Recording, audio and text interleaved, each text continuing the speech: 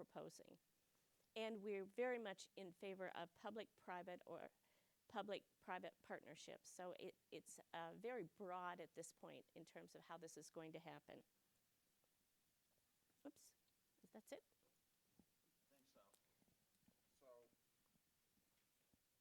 just to put a bottom line on that, there will be a report of the diversion consultants. They will identify the populations in the various groups that could be supported right now by a diversion program, so you'll know exactly the population that would be targeted, what could occur with it. There will be a set of specifications that indicate that to support that population, here are the services that we're looking for, both in terms of capital, both in terms of physical facilities and services to deal with that population. And then it will create the opportunity for both a purely public response and a public-private response. We think this would be done by more than one facility, by the way. We can imagine that there will be more than one participant, east side, west side, in different locations. We will then put this document out. We will get responses from providers. They will be reviewed, and there are multiple sources of funding that could be available for this. Not to mention the fact that because this is pre-detention, pre-arrest, there's actually the opportunity for those services to be insured through Medicaid, which is an important source of funding. Yes, Mr. O'Malley. Jeff, do you envision that these centers being constructed, because I assume they're going to be much smaller, than a potential new county jail or justice center, or would you envision them being constructed simultaneously? We actually envision all this stuff happening well before, because we think, let me point out, there's nothing about this diversion program that has to wait on anything else that we are doing. Our goal is to get this up and running as quickly as possible. It's independent. We actually take the view that, there was some discussion about whether diversion facilities should be part of a justice center complex. We take the view it should be completely separate. We actually want to make it clear that diversion is something separate from incarceration. At least this form of diversion is separate. We want to talk about separate facilities and not having an identification that even leads one to confuse it with what we're doing in a detention facility. Yeah, now, there could be some modification of that. That's at least the view. I wholeheartedly agree. I just wanted to make sure that we were looking at perhaps something very immediate in this regard. Yeah, and by the way, while we talk about central booking as a temporary step, we don't see what we're doing with diversion as temporary. We think that if we do this properly, we can create the permanent, assuming there's funding and we can put it together, we can create the permanent diversion solution and have that ready to go years before a final jail solution is done, which, by the way, is also critical because that means that we'll see the results and we'll see how much it can reduce the jail population, and we don't have to overbuild the jail to the extent we get that result. We're going to be talking today, and I'm going to start already because Mr. Stanton wants me to say this at least 9 times today. I'm going to talk about Rikers Island. There is a report, and Andy's going to talk about this also. It is astonishing what's going on in New York. New York City, which is, how many times bigger? 10 times bigger, or 8 times bigger than we are, 10 times, I don't know. It's more than that, actually, a lot more than that. Their prison population, which had been up to 21,000, has been reduced to 6,000. And they're actually looking to make that smaller. Think about that. We originally had a plan before we got started here. The last plan was to build jails for 2,600 population. And right now, New York City, which is many, many, many times bigger than we are, is down to 6,000 in their jail population. We should be able to drive our jail population down. So that's the first mention. And do you have an opinion? Yeah, we're going to talk about how to do it. I'm just saying they did it. We'll talk about a little later. That'll be the 4th or 5th mention of the article you want us to talk about. Okay. With that in mind, markers we're here. We're going to move on now, and we're going to talk, just a summary of where we are on interim booking, or on interim central booking. Thanks, Jeff. And as a prelude,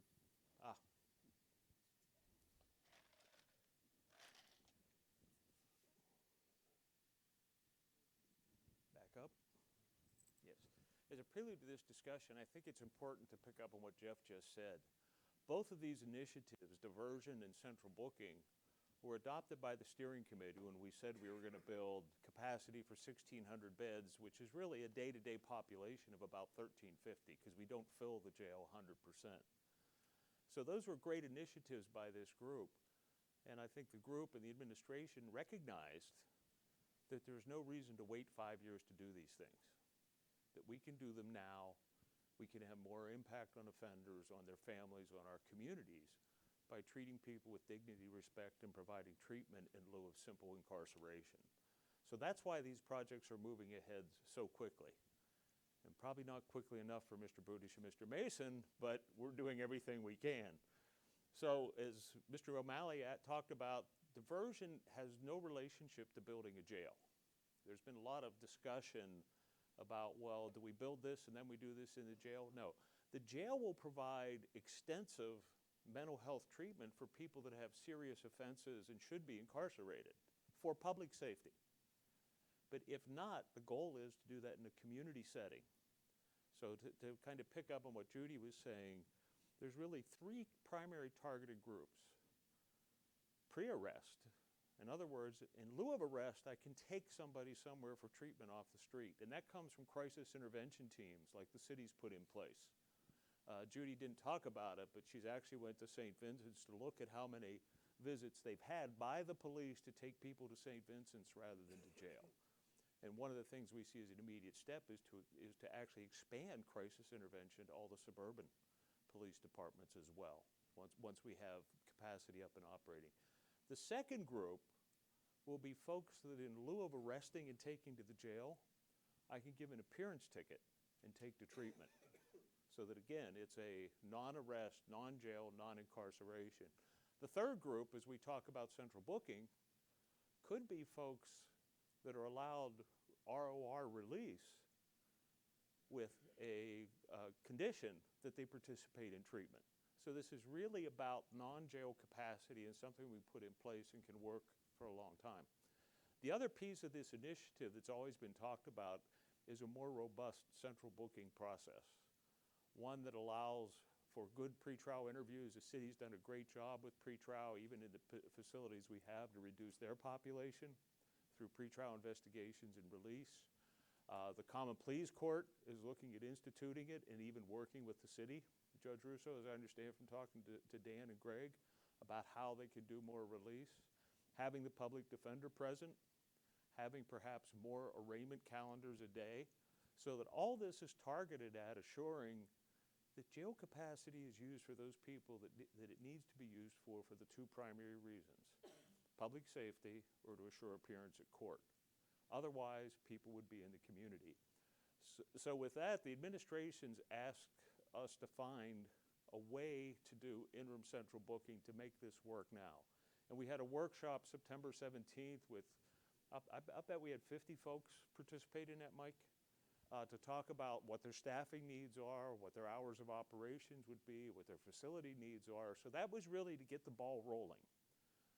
Well, once that ball got rolling, Mr. Mason said, all right, can we occupy it in 3 months?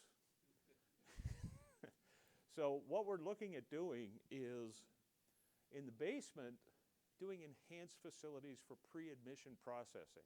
We have further discussions to have with every stakeholder about what they need. For example, the City of Cleveland Police being able to put a charging unit in there to review charges. The ability for the city law department or the prosecutor to review charges earlier. So that if somebody comes in on a felony 4 or 5 that could actually be a misdemeanor, a decision can be made sooner, because that's eating up jail time. And then on the 3rd floor, this area is currently occupied by the Sheriff's Administration. And the intent is that will be developed as a modern central booking area, what we've talked about. Obviously, there'll be limitations based on available space. but primarily open airport waiting, rather than the rabbit warren of cells that we have on the 4th floor now. Interview windows so that people can talk to pretrial, so people can talk to public defenders. And even at our workshop, Mr. Stanton, as I recall, we even had discussions about maybe the public defenders more involved in the pre-arraignment process, because counsel hasn't been assigned yet for everybody. But everybody has the right to counsel to determine what's going on. So the goal is to really develop this as a modern intake center, and hopefully even be able to close the 4th floor and move property down there so that we actually can have a public property window. Right now, for people to either drop property off or to get property back from somebody that is incarcerated, it's a very difficult thing. So that's what we're looking at doing. And the schedule for that is, go ahead, Jeff. Yeah, well, let me talk a little bit about this. So first of all, the process. The concept here is that this is going to be done, and by the way, we have some contractors in the room, so let me tell you guys this. The concept is this is going to be a bridging, design, build project. We are going to be issuing the RFP immediately, and that may be today. I'm not sure, but I think today we have everything ready to go. So there will be an RFP that goes out to retain a design builder who do this project. Now, to be clear, the conceptual design is being done by our team. So we are putting out a conceptual design, an amplification of what you just saw Andy put on the board, but with much more detail will ultimately come out. The design builder's responsibility will be to retain a architect of record, working drawings architect, who will complete that design and then build the project. That's a methodology that we have used very successfully at the county for other projects. It's the fastest, least expensive way to get something like this done with the greatest collaboration with your design and construction team. And to emphasize this, there's really 2 parallel courses between now and getting the design builder on board. Right. You know, again, to expedite the project, to go ahead and go through the selection process and everything needs to be done. But at the same time, to work with every stakeholder to assure that we understand how it wants to operate, how it affects current space, how it affects current operations, and what the plans are for the future. An important part of that, as we did at our September 17th workshop, is there a staffing implication for each of the stakeholders? Right, so to be clear, while we are going to start the work to select the design builder to make sure they're on board, we're not issuing the conceptual design drawings, actually the criteria documents, until the end of the month. They're going to get on board, we're going to get them ready to go, so they're standing by to receive these documents. We will get them to assemble their teams. They can propose on what their fee would be to do this, what their staff would be to do this. Not the final guaranteed maximum price. They need the criteria documents to do that. In the meantime, we continue to work with all the stakeholders to make sure that everybody is comfortable with the way this will work, how it's going to be staffed. We've had some conversations with the municipal courts about what happens with the courts there. We have to make sure that that's all working well in the city. But all that takes place in parallel to make sure everybody is on board. So this is a parallel path. Get the design builder on board, ready to go, get the criteria documents ready to go, and make sure from a participation all of our stakeholders are on board, ready to go. So basically what you see here is that we will, on January 8th, there'll be a pre-proposal conference with those potential design builders. They will give us the initial proposals on January 24th. They'll have enough information to propose on what their fee, on what their general conditions will be, what the staff will be. They've all been through this process with us before. We'll interview between January 29th and 30th, so we'll be in a position to know what design builder we want to select, who will then receive the criteria documents and work toward generating a guaranteed maximum price for us. We want to, and I'm going to look at Bill Mason's face on this. Bill, start construction spring of 2020 with the idea of occupancy in the fall of 2020. We can't do it. Or sooner. I know. If I told you next week, you'd say it's kind of late. One of the things that I will tell you as part of this process, though, we have to get approvals from the state because this, and one of the issues that we have to speed up is the state approval process for this, because they are involved with this along with city approval processes. So that's one of the issues that we work in. And we're meeting with them on Monday. We're meeting with them on Monday. We're going to try to expedite it, but that is the plan. I want to touch on one other issue. These are obviously pictures of more complete facilities. We'll be looking at how we build this as an interim facility. But one of the key goals in the article that Mr. Stanton provided us from the New York Times this morning, which we'll make sure gets distributed, talks about how the quality of environment affects people, whether it's offenders or whether it's staff. So how many folks have been in the Sallyport basement processing area? How many folks have been in the 4th floor intake area? The quality of environment there is going to affect behavior, not just by your offenders, but by your staff that serve a life sentence 8 hours at a time. So while we will be working with the state to hopefully reduce some of the construction standards for a temporary basis, we are going to be focused on the kind of quality of environment we have, because this is where offenders get their first impression of how they're going to be treated. And one of the reasons we still want to go through operations protocol, the original plan, for example, and I was talking to Barbara about this, the original plan was, or to Lisa rather, in Mr. O'Malley's office, that law enforcement would come up to the booking area in the original National Center study. We typically recommend law enforcement separate from what corrections is doing, because it's a different kind of culture and response. So we're looking at pre-admissions being here, and then what we do up here is being operated by correctional staff in a care and custody mode for the population that comes in. So I just wanted to emphasize that this isn't just about the process. This also allows us to test how the environment's going to change culture. Judge Russo has a So question. just 2 comments I would ask that, so for the executive and Mr. Mason, so I would love to add to the CJC agenda in January, the process, that obviously this will be going at the same time as the process is discussed here in Cuyahoga County, and that we could put together a subcommittee to talk about the process itself so that we have both going at the same time, and I don't think anybody's going to object to that. Yeah, we absolutely need to do that. And then second is, so this is the first time that the Common Police Board is seeing a design, so we just want to make sure that we have an opportunity. I'm thinking it's just a basic, actually, it's probably a design when, I think Prosecutor McGinty and at the time, Mr. Mason, we've been part of a discussion, because we want to be part of it. And We want you to be. Yeah, well, we think it's important, and it's definitely something we should do, so. And I don't know if there were new designs. The function. Wait, I want to be clear that these are not design drawings. These are only drawings to give to the design builder for selection to understand where they're working outside of security, where they're working inside security. Okay. These are just simply showing the areas that might be affected. Think about this like if you ever have seen a tenant fit plan when someone is trying to figure out whether they can fit everything within a space. This was basically looking at the spaces and seeing what space this could be done in and how it might be done. This is all subject to change, modification, and based on conversations, but we need to give enough information out there so that we can figure out how much space we need, what it's likely to cost, plus or minus, and give the design builders enough information so they can see if they're interested and propose on it. This is subject to change, but we know that this is a workable plan, and it will also change as we can find ways, frankly, because it's temporary. We don't want to spend more money than we have to. Obviously, we have to demolish, but this will be drywall. This will be, the idea is that this is going to last for 3 or 4 years, 4 or 5 years, whenever we're ready for the permanent installation.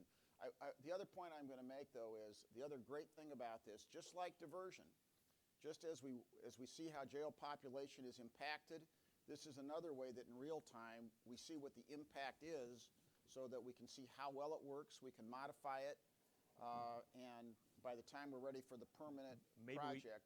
Maybe we can build 1,400 beds. Maybe we can build 1,400. Maybe we can build 1,200 beds. Who knows? But we can see how successful, and we can make mid-course corrections with this project to make sure that we're using it as a guide to the final project, but getting results in real time. Any questions before we move on, because this is the last time that we're going to talk about either, today at least, either diversion or central booking. Any other questions or comments about this from the steering committee? By the way, you'll be delighted to know I'm going to get you out early today. So I've been told if I get you out early, you'll think more highly of the process, so we're going to get you out early today. Okay. So with that, one breath. Pardon? Okay. I'm ready. All right. So in terms of a summary and discussion of the alternatives, we've shortened the discussion. I'm just trying to, I'll start with this. wait, I want to go back. You want to go back one more? There we go. This is our agenda for this. Yeah, so what we're going to do, so let me kind of describe what we're going to do this morning. And by the way, we're going to come back at the end to talk about some next steps. We are going to come back to the sort of this population management committee, which is combined, Judge Russo, with the effort you already have, and we'll talk about that for January at the end. So what we're going to do now is we're going to go through a summary review of The 9 options. the options. By the way, we're going to tell you a little bit about what we've been doing the last 2 weeks, because we have met in one way or another with every member of the steering committee or talked to every member of the steering committee about this in some fashion or another. So the steering committee members know something about this already, and we're going to review this information publicly. We had a series of working group meetings in the last week. We met with the sheriff and jail administration. We met with county administration, both executive staff and council. We went, and Judge Russo was kind enough to host us. We had sessions, one session that involved both the Common Pleas Court, General Division, but we also had the Domestic Relations Court. The Court of Appeals attended that, as did the Probate Court. And we not only went through this, but we did polling a little similar to what you're going to do today, simply so Judge Russo and Sheehan and the other judges could determine what their fellow judges were thinking. Once again, not dispositive, just the sense of what they were doing. We did the same thing. Judge Early had us to her courtroom and invited municipal court members. We did the same exercise there with them with the polling equipment. We met with the prosecutors' staff to go through this. The public defender was kind enough to meet with us, and we went through this. We actually had a session. I see Bar Association members are here. We went to the Bar Association. I think there was, about 70 people there, as I recall, at the Bar Association meeting. We pulled the Bar Association on these same issues one evening. We also then had a meeting with city administration and also had conversations with Nayla, our clerk. So everyone has seen something about this.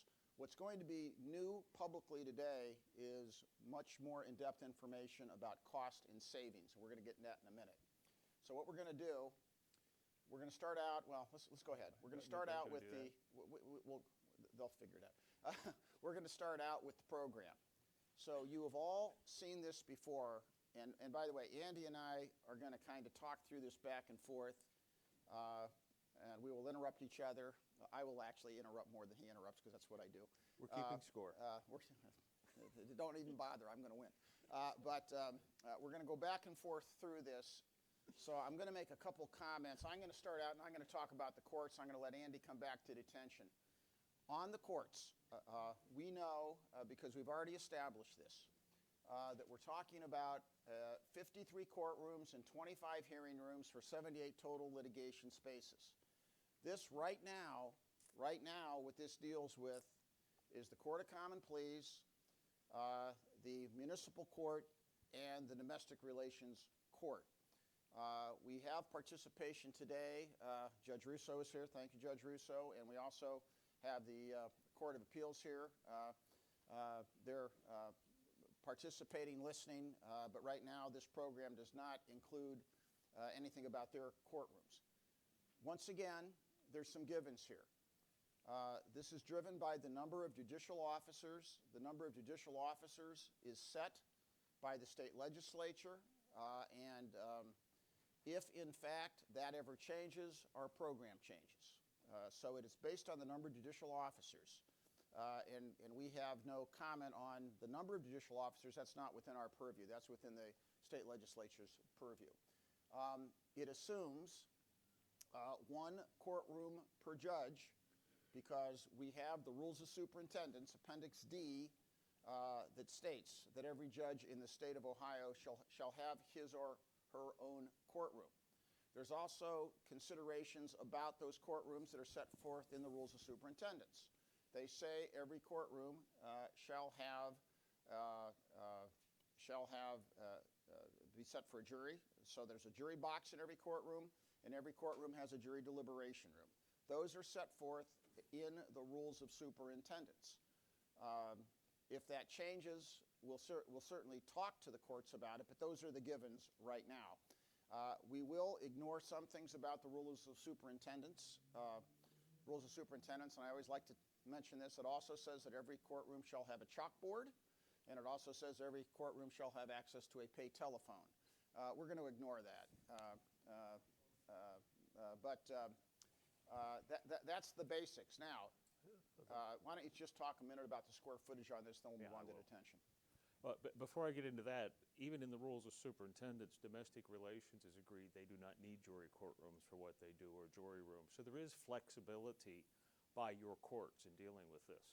But that's up to the courts, in our view. You do see an increase, and while Jeff mentioned the courts, remember this also includes all the court-related agencies in the Justice Center, the prosecutor, the public defender, space for the law department, the clerks, all the support components that make the system work. Where does the shortfall come from? Your courtrooms now are about 1,400 square feet, Ken. Programs based at about 1,800, and that's for a whole bunch of reasons in terms of what modern courtrooms are. The Domestic Relations Court magistrates, Domestic Relations Court has a huge business with several magistrates, in terms of more magistrates than judges. The magistrates are doing very volatile cases in their office with no way out. In my experience, Domestic Relations and Family Court are probably the two most volatile courts. So in terms of just safety and security, magistrates should have a hearing room that has a back way out and a front way out for the public. In fact, many times for DR, we'll actually plan it so that you can actually separate the parties to leave the courtroom, because otherwise it simply just goes out into the hall. Am I correct, Judge? So that's a major impact on the space. If you're not aware, your prosecutors and your public defenders are in small offices that were planned for one person, 110 square foot offices with two desks shoved in there up against each other. So the ability to have confidential discussions, to manage cases is extremely difficult for both the public defender This and also the prosecutor. consolidates space that is not currently in the Justice Center or in the tower. So there is space that are in other buildings that this consolidates.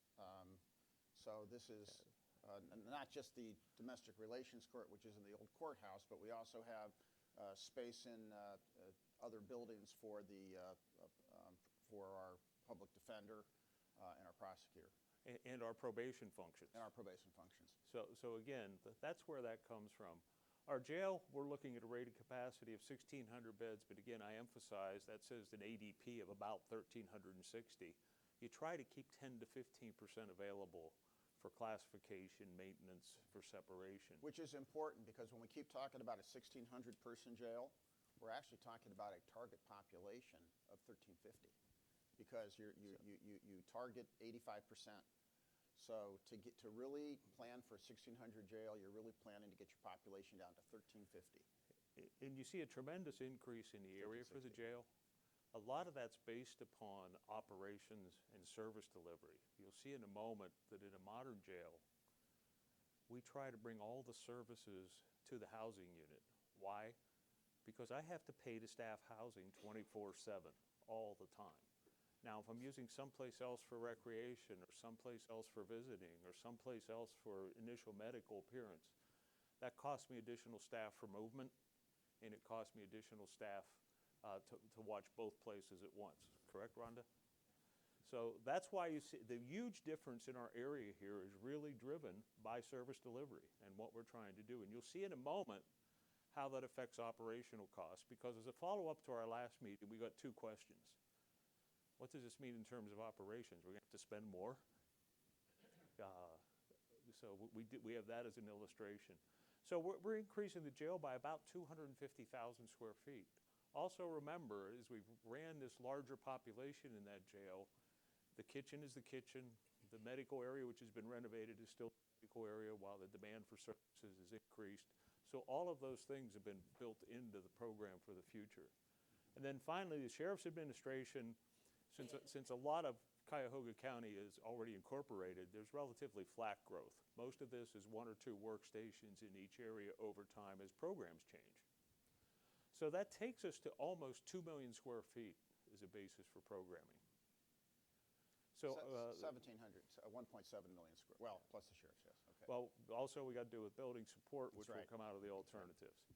So again, we're going to briefly go through the alternatives, and please, since many of you are in working groups that have heard this before, if questions have come up in your mind, please just interrupt.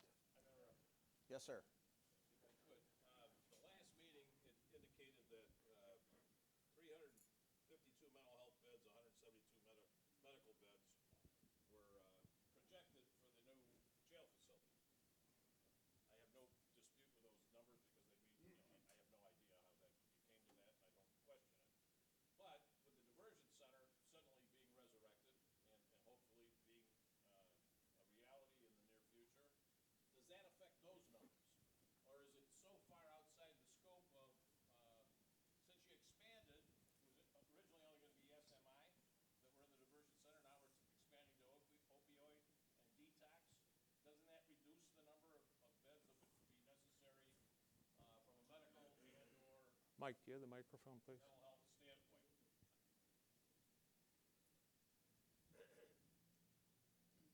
Good morning. That's a great question. Before Cheryl, why don't you introduce yourself? My name's Cheryl Galland. I'm with Pulitzer Bogard and Associates and part of the planning team for the future jail and doing the planning for that. And so we have those mental health beds. What we did do was build in capacity should that population decrease based on the results of diversion and other bail reform or whatever.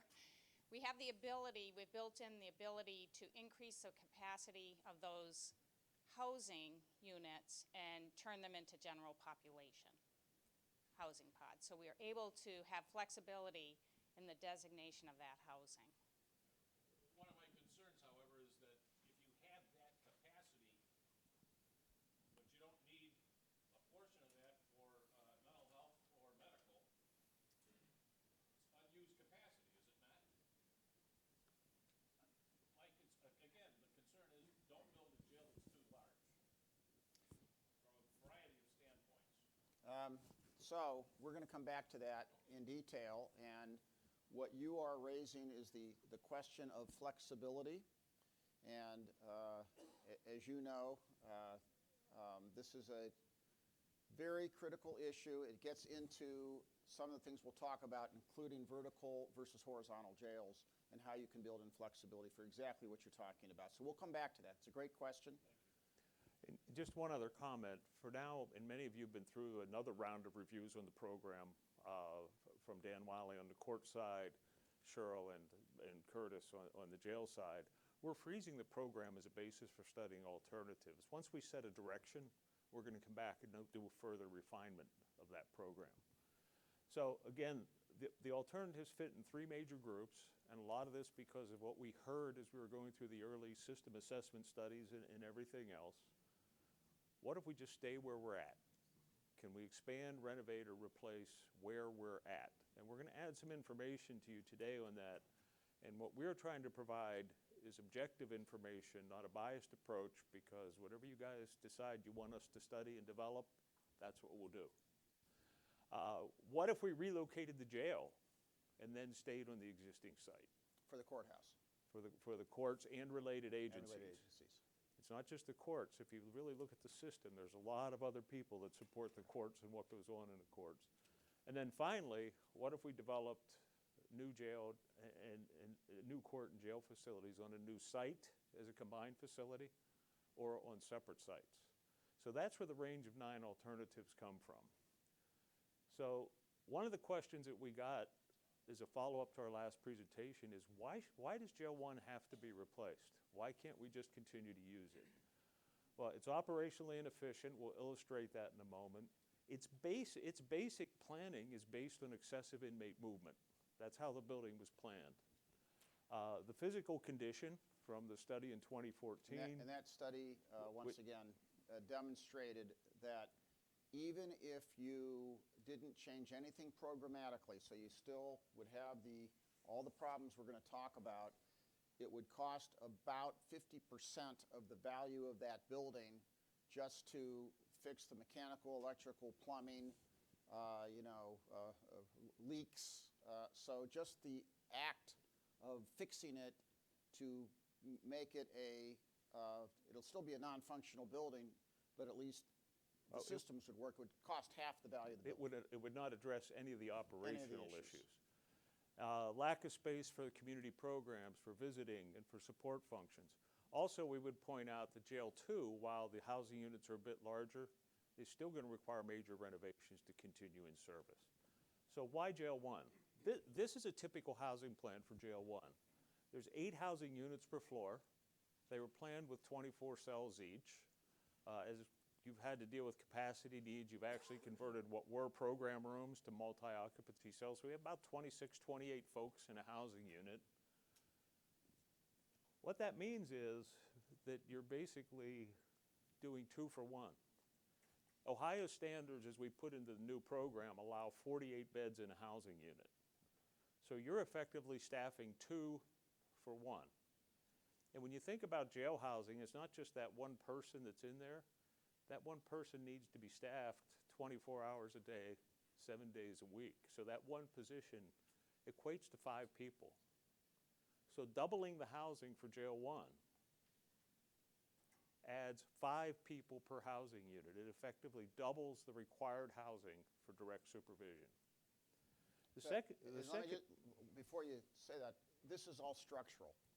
So when you look at the building from the outside, this is exactly what you see. This cannot be renovated or changed. That's the structure of the building itself that forces those units to be that size. They cannot be expanded, they cannot be changed because it's the structure of the building itself.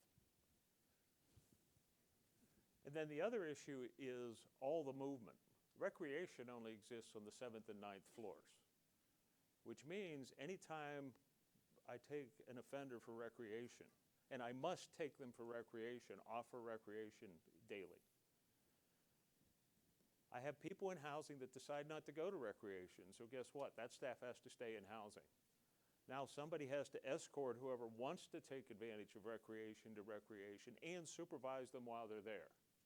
So again, it's another impact on operations. And perhaps most importantly, the article Mr. Stanton passed out also talks about what a modern jail is in terms of access to programs and services. Why should I only have access to recreation 1 hour a day, and if I choose not to go, I don't get it? And we'll look at what we're suggesting for a modern jail in a moment. The second issue is visiting, which has been an issue we've heard about from Defense Council, from community-based organizations that are trying to access people, from virtually everybody. It's the same issue. Visiting only exists on 6, 7, and 9. Everybody has to be escorted to visiting and then supervised by staff while they're there.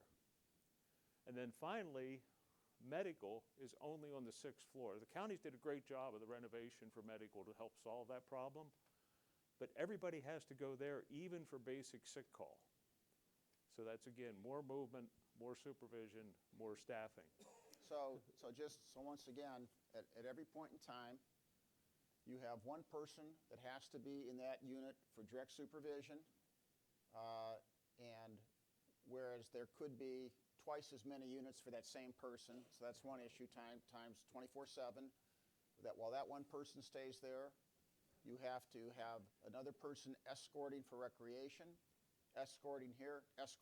So that huge amount of expense for all of those correctional officers, we're now going to show you what a modern facility would do. In a moment.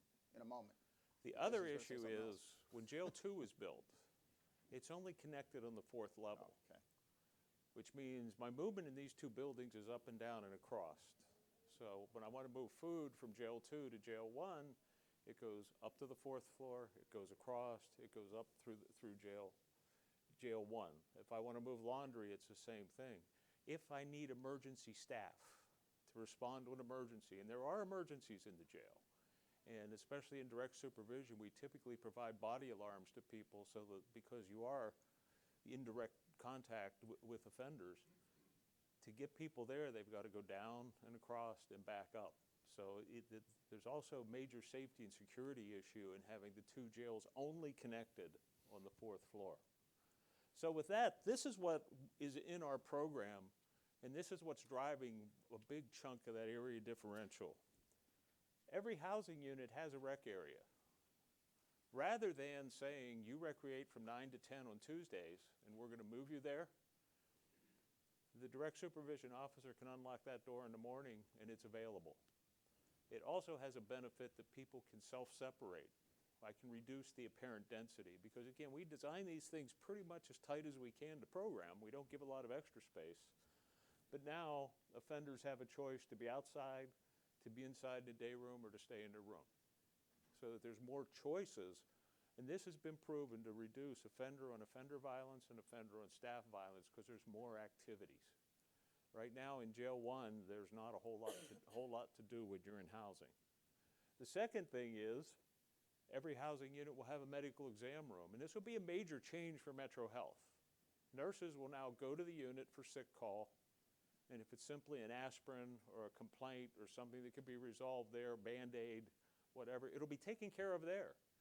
So that same staff that's operating this housing unit is supervising that medical sick call. Obviously, if it's something more serious, then they'll schedule an appointment for the clinic. Every housing unit will have program rooms. And we look at putting them at the edge of the program room because, again, by classification, I might have different classifications in different housing, but I want to run an AA program with an outside community-based organization which is doing it on a volunteer basis, which we can't really do now. We'd be able to bring in that volunteer, and we'd be able to bring offenders from this housing unit and the housing door next unit next door and the housing unit next door and run an effective program without moving everybody throughout the jail. We will have video visiting on the housing unit, which basically extends visiting hours as long as we want them to be. And typically, we'll make one of these a private room, which is on a separate system, so it can be used for attorney visiting or pretrial investigations or other things that demand confidentiality. So the goal is, while we've added space, we have significantly reduced the staffing requirements, as you'll see in a moment. And Andy, you might want to explain, and while there may or may not be a desk like this for the person who is observing what you can see from here, so here's your recreation area back here, it's all glass. This person can watch everything that's going on, can supervise this area, can see what's in and out of recreation, the doors open and close, and also can control the system rather than, and we can talk about the other issue. Yeah. Typically in a system like this outer door is controlled by master control. So nobody can get in and out of the unit. But the inner door goes to the person running the unit. And that's because offenders need to understand that that person actually does control the unit. Food doesn't show up when it shows up. It's served when the direct supervision officer is ready to serve it. He can say, clean off the tables, do what you need to do, and then we'll feed lunch. So it gives them more of a sense of control. And we haven't got the level of detail, but some jails we're doing today, we're not even putting that kind of a desk in. We're putting a podium in and using a PDA.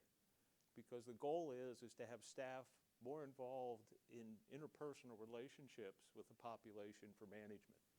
So what does this mean? Right now, Jail 1 and Jail 2 have a total of 66 housing units, staffed on a 24/7 basis. What that means is that's 336 correctional officers out of the 800 plus or minus that's in the budget that are just there for staffing housing.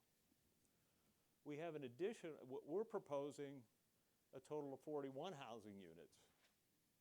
And again, this is based on 24/7 staffing for each housing unit. That gets us to 209, or a savings of 127.5.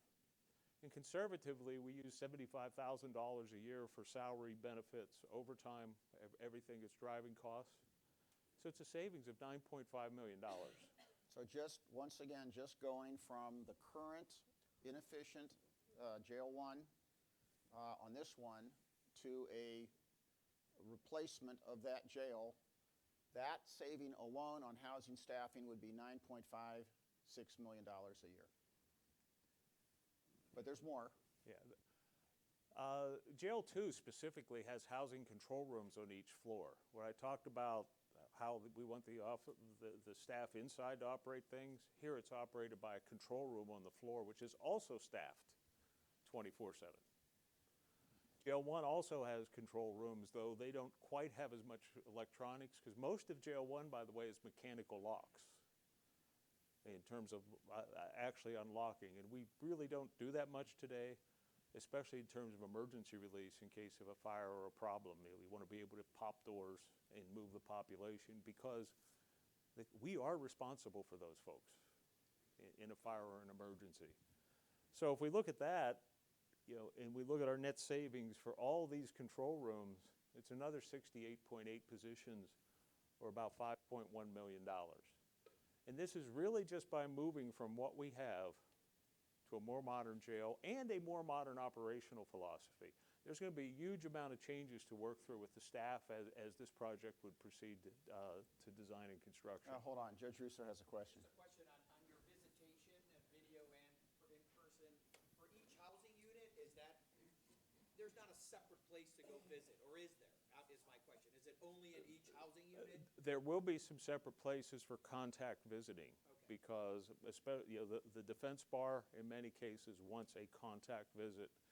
And we also provide that kind of space for family emergency kinds of visits, a death in the family or those kinds of things. But because we think that's necessary. And that's built into the program, correct, Cheryl? Okay. So where does that take us? $9.5 million for housing, $5.1 for control rooms. The current budget for Euclid and Bedford is $9.9 million a year. Which will close, which there'll be no need for under this program. I know that we're already starting to do that now, but once again, comparing apples to apples, that would be a savings with this. Some of the recent population reduction is due to out-county placements, which are now in the county budget. So we're looking conservatively, famous last words of the architect and planner, at savings of about $27 million. And that doesn't take into account movement staff and other kinds of things. We didn't want to be overly optimistic at this point in time. We think this is a very conservative number. Now, this assumes a couple of things. Famous last words of the project manager. Yeah, well, we've done okay so far on other projects. It assumes a couple of things. Number one, it does assume that a different jail would be the 2,400 core, 1,600. So that is the assumption that we're making. If we build a bigger jail, or if it's not as efficient in other ways, you wouldn't gain these numbers. But we also think there's more numbers than this. But to Mr. Stanton's point, if we build a smaller jail, we get better numbers. There's even more savings. We get better numbers. So this is based on the 1,600, though, just to be clear. Now, I'm going to talk about the next thing. So now these numbers, and this is just by way of example. We are not suggesting right now yet what the cost of a project would be, but I will tell you that when you looked at the square footage for a jail project based on contemporary costs right now of comparable projects brought back to Cleveland, your cost per square foot of a new courthouse, and by the way, renovated would probably be more, would be $450 to $500 a square foot. The jail costs are somewhat less, and we've also have information on that. But assume for the sake of argument that everything you're talking about, and we picked two numbers, assume it was a $700 million project cost or an $800 million all-in project cost. Excluding sites. Excluding site, because we don't know what we're doing with the sites. That's a separate consideration. Now, if you take a look right now at bond rates, right now, and you don't know where we're going to be a year from now, but right now, you'd guess that you're in the 3.5% or 4% range for a tax-exempt bond. So we calculated what the debt service would be going out 30 years. In other words, what you would have to float annually to do this. And whether it's $700 million at 3.5 or $800 million at 4, this is your probable range. And notice that just the savings from how you staff the jail alone conservatively without other potential savings, you're already talking about 56 to 68% of the estimated annual debt service for the total project. Saying it another way, every year we don't do this, we are basically having an issue where we're spending so much that we wouldn't have to spend on the staffing cost. And this is not to mention, and I will make two other statements about this. This obviously indicates that over time you will have a reduction in the number of correctional officers because that's where you get the savings, the principal savings. Two things about that. Number one, we think that over time that would take place through attrition. And number two, the quid pro quo, it'll take place by attrition, but the correctional officers themselves, in what we are talking about for a jail, their quality of life in that facility will be dramatically better because we're talking about facilities that are safer, more secure, more open, more natural light. It's better for the detained population, and it's far better for the correctional officer. You may want to comment on that. Well, I'd like to take that comment a little bit further about cost avoidance. What Jeff just said about the quality of the environment does affect how well people can do their job. It has to do with wellness. It has to do with understanding that I'm responsible for care, not just custody. So a lot of the other issues that this county has been dealing with that jail, in my opinion, and I defer to the rest of my planning team from jails we've seen all over the country, that kind of environment affects how people do their job. Basically you have staff that's locked in a room with offenders, with no relief in terms of seeing the outside, with no natural light, with no ability to actually to support their job. That environment will make a difference on other costs, which can be significant based upon what occurs in the jail. So I think there's also a huge issue of cost avoidance that comes from the quality of environment. And just one other comment, because this is going to be important as we go ahead.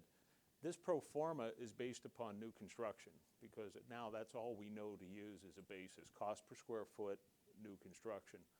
We're going to comment a bit on how this might be affected by alternatives, because that may play into your decision making. Right, and by the way, as you'll see, the reason, the issue is that new construction gives you the shortest possible timeline to get the work completed. The longer this stretches out, the more expensive it becomes.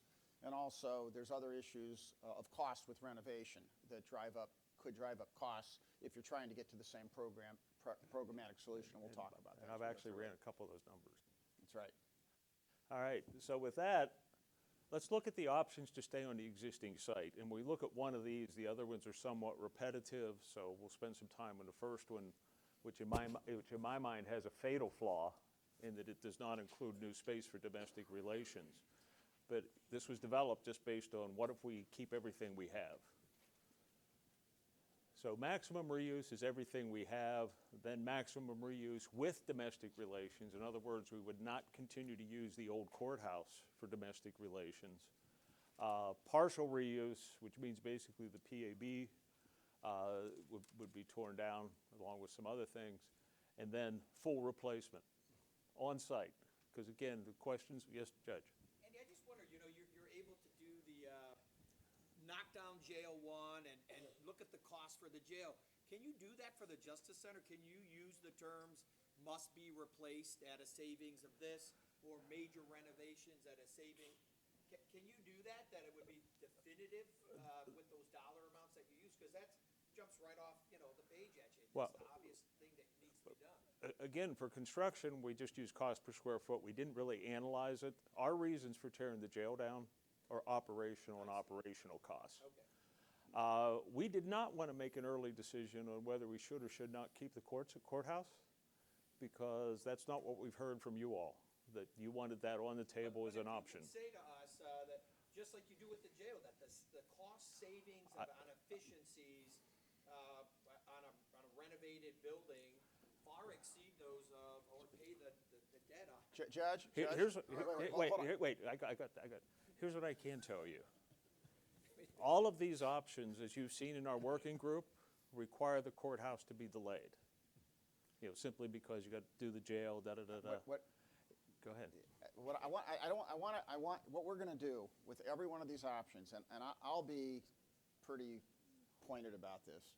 We're going to go through each one, and on every one of these options, we're going to explain the disadvantage and the very disadvantage you're talking about, and we'll put it in terms of cost, relative costs. Well, you've done that, like just saying, oh, this is going to be the most costly, but you've given some real numbers here with the jail. And if that puts you in a bad and awkward position, then so be it. I just wondered, if you show that, I think everyone here would say, wow, like that jumps off and smacks you in the face.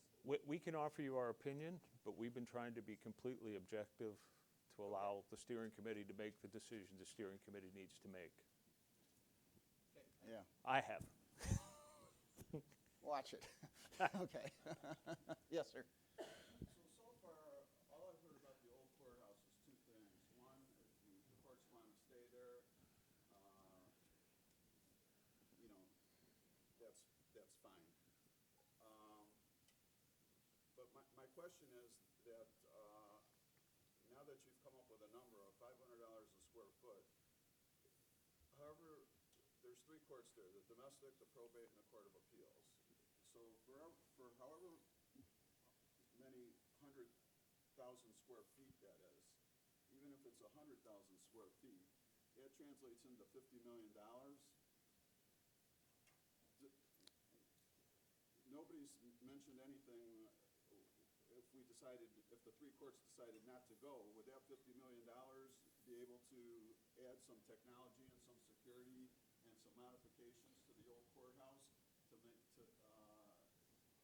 it more up to date? For what the domestic relations court needs, it is the modification, what they need for their space is much more dramatic. So they occupy something like 50% of the court space in that building.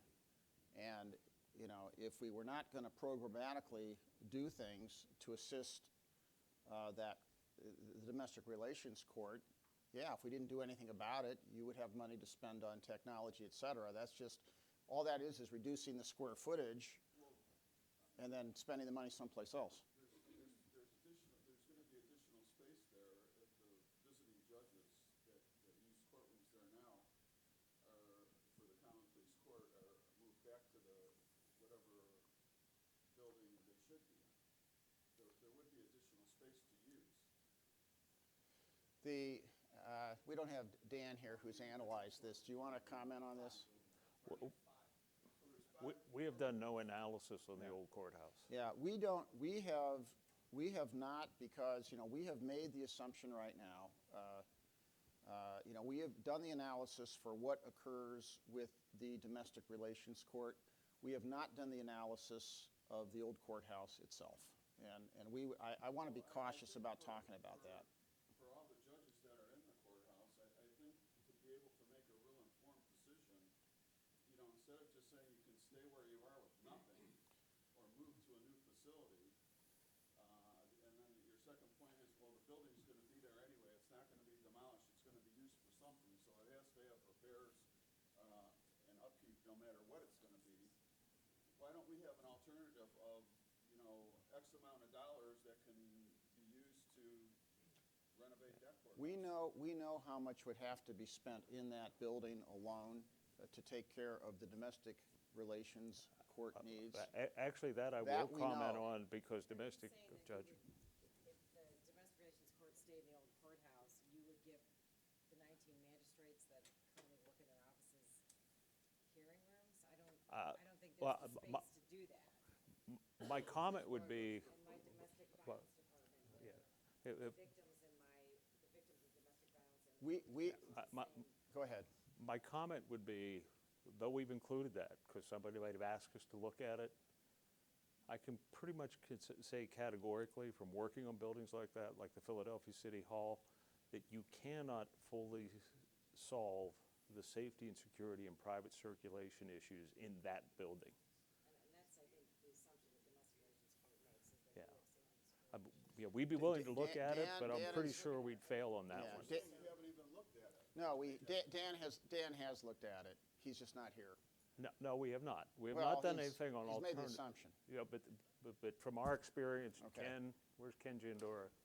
From our experience on buildings like that, and we've done major renovations on historic courthouses, you are not going to fully solve the safety, security, private circulation, separation of parties, especially in domestic relations, that need to be solved in that building. Analysis of that, that's my question. You're saying that you can't do it, but you haven't been into the courthouse and done an analysis. Oh, I've been through the courthouse. We've been through the court. What I'm trying to say is we've been through the courthouse, we've looked at it.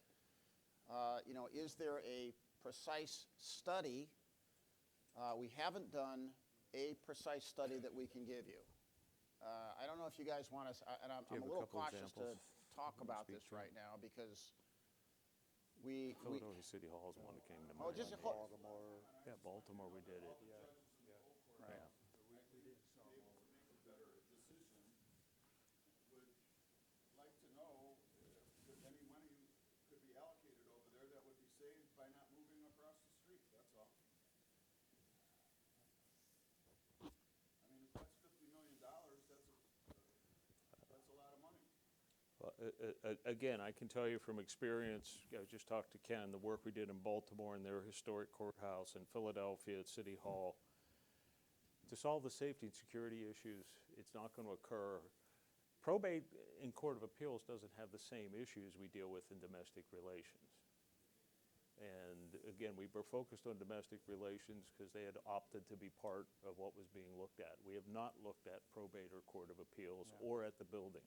And I will also say that you say by moving across the street, our evaluation and what we're telling you those costs are, if the solution is just to move across the street, those costs are much higher. We're giving you the costs using the most efficient method, which is a mid-rise efficient courthouse. Moving across the street and trying to fit those functions into that building, which they don't fit, becomes much more expensive. So, but go ahead. Yes. So this is the range of options for the existing Wait, site. we have I'm sorry. questions, sir.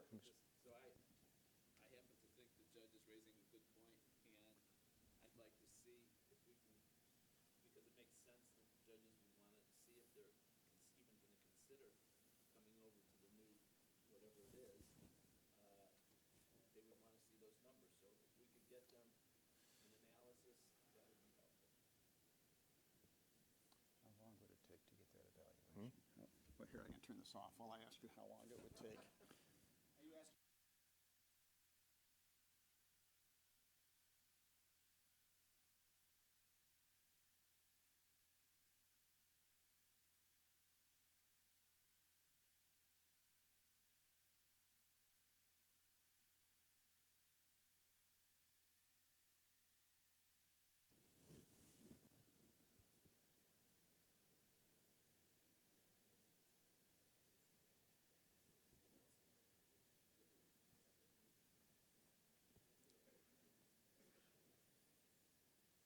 The answer is we will undertake that. We'll undertake to do that side-by-side study. Thank you. Okay. Okay, so Yes. let's, The reason you didn't do that initially is the judges of the probate court, the appeals court, told us they weren't interested. So here I am sitting in December, decisions were made in January, so that's why it happened. So to come here and ask to have it done is fine. But they made the decision 11 months ago to do that. So let's not play games here. I don't have time on this jail, and I don't have time on this justice center. So that's how it happened. Thank you. That's true, but we will do it. So we'll move on. Let's keep going. So just to give you a brief overview of what the Hold on. yes, sir. Councilman Gallagher's right the way it's all happened, and we definitely don't want this additional study to delay either. We're going to do it in parallel. It's not going to delay anything. You'll just have another option to look at. And we do appreciate you being at the table, and we do appreciate your considering this. So, better late than never, and it is true. But we, your humble consultants, will in fact bend to the will of the group and do exactly what you've asked us to do. How's that? Let's keep going. All right. So we're going to go through these briefly and maybe add some more information. The first option was domestic relations would stay in the old courthouse.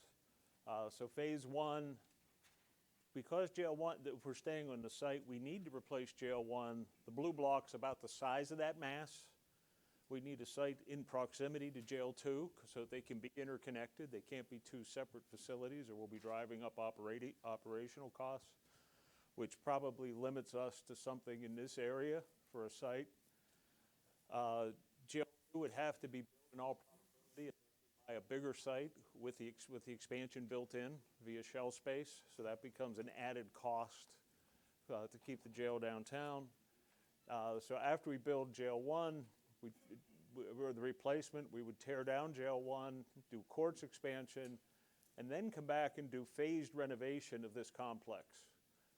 Go ahead, Jeff. So what we're going to do is we're very quickly going to talk about, to get to your point, Judge, advantages and disadvantages and costs. So I'm going to start this, and then Andy will be more objective.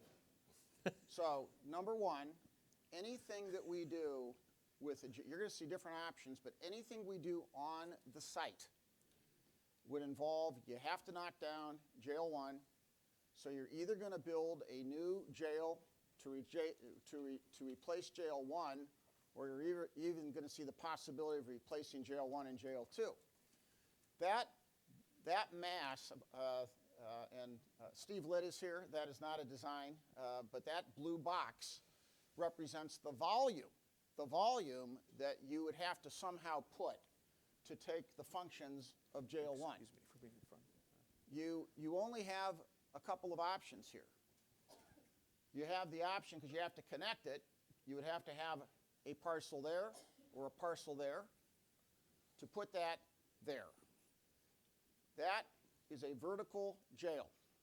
The only way you can do an urban jail, a downtown jail, on a small site like that is a very vertical jail.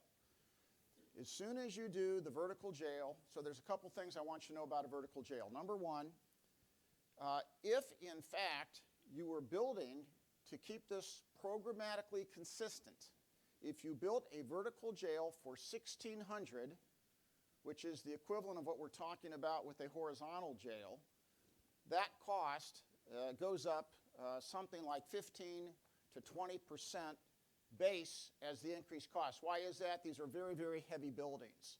And you probably have to have, and we have our constructors in the room, for a high vertical jail, probably have to have deep caissons, number one. And now you're talking about elevators, more vertical transportation. It's a more expensive concept. More important than that, though, is you have no flexibility. If you build a vertical jail, and if the horizontal jail, we said we could have a core, 2,400, but we don't have to build out the housing units for 2,400. You build a core, and you'll see that later. You build a core that could be more or less, but you only have to build the housing units initially for what you believe you need, 1,600. If you find out you have to expand, it's like modular. You just put another housing unit on the site because your site's big enough to do that. You can expand, you can even close down a housing unit. If you do a vertical jail, you have to build the core and shell for what you think the maximum amount would be. So even if we're trying to get down to 1,600, which is 1,380, if we say that we still have a program that says, if we're guessing wrong and if we have to expand the jail population, you got to build the core and shell for that because number one, you're not going to expand a vertical jail, and number two, and by the way, If you build that additional space and don't use it, that's just wasted space in construction because there's no real adaptive reuse for extra space in a jail. So you have very limited flexibility when you do a vertical jail like this. The other thing I'd like to do, Rhonda, would you talk a little bit from your perspective about the difference in operating in a vertical jail versus a horizontal jail? So you spoke about it a little earlier about having to go up, down, over, across, not only for inmate escort, but delivery of laundry, delivery of meals, not to mention response to emergencies. And there are certain elevators that are controlled by access, so they have to watch those elevators. If you have an elevator that goes down, then that disrupts the whole day. There's just many, many challenges associated with elevators. Typically, on a vertical jail, the response to critical events is much faster by security staff. Easier for control operators to open a series of doors as opposed to waiting on elevators, etc. And the one thing I do want to say on cost, and Mike Wass reminded me this the other day, when I say the cost would be 15 to 20% higher for a vertical jail, that's assuming you build a vertical jail to the same 1,600. If you actually build the core and shell to fit the possible program, which is up to 2,400, you're now more like 25 to 30% higher. Correct, Mike? So there's a huge cost differential. There's an efficiency issue. You have a loss of flexibility. Other than that, I'm all for it. Go ahead. But if you said to do it, we can do it. And again, that's what this is all about. I'm going to talk about a couple other disadvantages here. Whoops.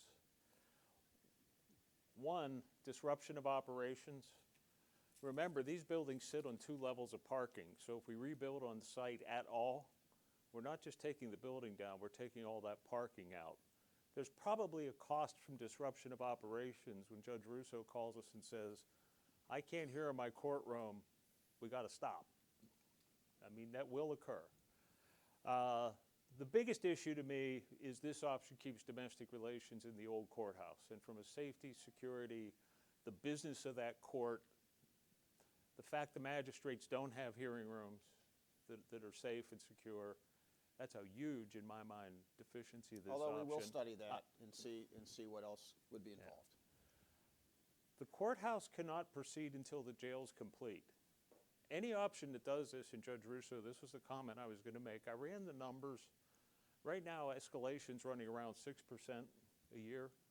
Let's assume it takes 5 years till we do a bond issue, we get finance, and we get design, and we get in the jail. That means the cost of the courthouse work just went up by 36%.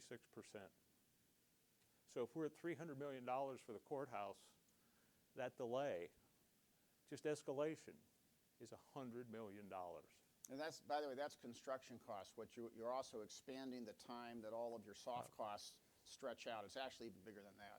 It's much bigger than that. Plus the fact that until you can start on what you're going to change, you're still putting Band-Aid fixes on what you have, so you're paying twice for things. Yeah. And the other issue is renovating the court tower is going to have to be done 2 to 3 floors at a time, because we can't suddenly replace 40 courtrooms somewhere to vacate the building. But, so that'll also stretch this out and affect costs. But one of the things we were concerned about, since we've put this on the screen because you all ask about it, could we renovate the courthouse? You know, just like this building has columns set in it, that tower has a column grid that it's built around. So the question we were asking ourselves, can we provide modern courtrooms within the framework of the building? So what I'm going to show you is not design. It was simply a test, what if, how could we solve problems? So this is your existing courtroom, and it actually goes back to the back of these columns. This would be the area out front. What we were looking at is, could we expand support? Could we provide some of the other functions that are needed to support the business of the court? And could we make the courtroom accessible? Which any new facility we do would be fully accessible. So what this does is it adds attorney-client witness rooms, which pretty much are non-existent. You're actually using one of the big public areas for attorneys. They're meeting with people out in the open. It would add an interview room, a private interview room at a courtroom. It would actually convert what's now a storage room to a group cell so that we can help to get more people to the courtroom in time. Because again, that's one of the efficiency issues that's been discussed, having enough offenders available to keep the court moving. We would look at changing this wall so that we can add a ramp both in the courtroom and outside the courtroom so that the jury box is accessible. We would look at adding a ramp so that the clerk's area is accessible and the judge's bench is accessible, and it would mean we'd narrow the judge's bench by a couple feet. We just wanted to test to make sure it was doable, so if you decide to go this way, we didn't come back later and say, oh, we were leading you down a path. So we can do something, but this courtroom is about 400 square foot smaller than what's in the program. Ken? Yes. So, again, also we felt that maybe you guys thought we were spending so much time in the jail we weren't paying attention to the courts. So we wanted to say, if you decide to renovate it, it can be done, but also recognize that that's basically a gut rehab of every courtroom. That's a complete gut and rehab. So your cost, and I'm just going to tell you, the cost to do that, two things happen. The cost per square foot is no better. I mean, that's a very expensive proposition. Number two, because you're doing it a few floors at a time, you do have, that means the judges have to be relocated, perhaps, going to some other courtroom. But the other thing is the amount of time it takes to get that done. That's going to stretch out. That goes, if you assume that everything moves quickly, and if you assume, and I can show you a schedule where we get decisions made and get things going, the development phase, the design phase, but if you assume that you could get a new jail and simultaneously, if you started a new courthouse within 5 years, to get that done from today, you would be out in the 8 to 10 year range by the time you're done with everything. And from a cost perspective, because at least if we started. Many times there's just a conception that renovations is going to be a lot less expensive because we own the building. Basically what you're reusing here is a structure in the floors. We know the exterior of the building needs a lot of work to fix up the shell. Elevators will be upgraded, mechanical systems will be upgraded. So, just to kind of put that in perspective, it's basically a new building around an existing structure. It's actually more expensive by far than if you actually wanted to make it programmatically correct. But, as I said before, if that's what the steering committee wants us to look at, we can make it work. So let's go ahead. So the second option is exactly the same, but it gets rid of that fatal flaw for domestic relations. It would include domestic relations in the new construction, which means we'd have hearing rooms with public and private access. We'd have chambers with private access. We'd have full building security. So it's basically the same option with the same kinds of shortcomings. Option 1C says we can't buy a site. We're going to have to do everything on that block, and no matter what, we want to stay there. So basically, the one building we can sacrifice early is probably the police administration building, which is in the worst condition of anything on that site. So we tear down the PAB, tear down the parking underneath the PAB, drive new foundations in, and we build the replacement, the replacement for Jail 1 where the PAB is now on the main street. And this is an interesting option because now you're talking about a jail on Ontario. I'm looking at my friend Steve Litt for this one. A jail on Ontario, which is 16 to 18 stories high. You would have view issues from the south if you kept the courthouse there. All the issues Rhonda talked about are exacerbated by the height of this building. And by the way, that assumes you're still keeping Jail 2. If you get rid of Jail 2, this even becomes more of a massive structure because it's on such a small site. It's, now I will say this though. Andy said it could be a good-looking jail, but This would be, you know. I can show you some examples of European facilities which are amazing. Yeah, but this is a very, very expensive proposition, and you have efficiency issues, and then the issue is, do you really want to put that kind of a monolithic structure, 16 to 18-story tall jail on Ontario? And it has that same cost penalty for the courthouse in terms of delay of starting, because we can't do anything until jail 1's torn down, and the extended renovations of the existing building.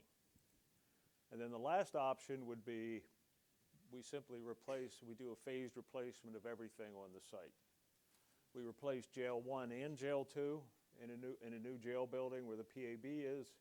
We then build a new courthouse. We then tear down the courts tower and build lobby public entry off of Ontario. One thing I'd point out about this, because it has some relationship to non-site specific issues later, this is shown as a mid-rise courthouse, because typically if we're doing 53 courtrooms or 77 litigation spaces, we're going to try to get 8 courtrooms on the floor rather than 4, just for efficiency of attorneys' movements between courtrooms. Perhaps for municipal court, there's a connecting stair between 2 floors so that it's really working as a courthouse within a courthouse. Maybe the same thing for domestic relations. You know, when you go to the 4 courts per floor footprint, you're pretty much, you know, a very vertical building. And what I've seen in your courthouse is a lot of movement by attorneys, public defenders, and staff from floor to floor to floor, which is lost time. So we would probably, if we could, think about developing a bigger footprint for the courthouse. That's why you see that kind of diagram here. Let me just take a moment right now and ask the committee here. We're going to go through these for about another half hour, and then we're going to do polling. And my question is, would you like a break right now, or do you want us to keep going? Okay, when I hear break, I'm going to take the break. So let's take a 10-minute break right now, but please be back in 10 minutes, because I do want to get you out early, but we do have a lot to cover still.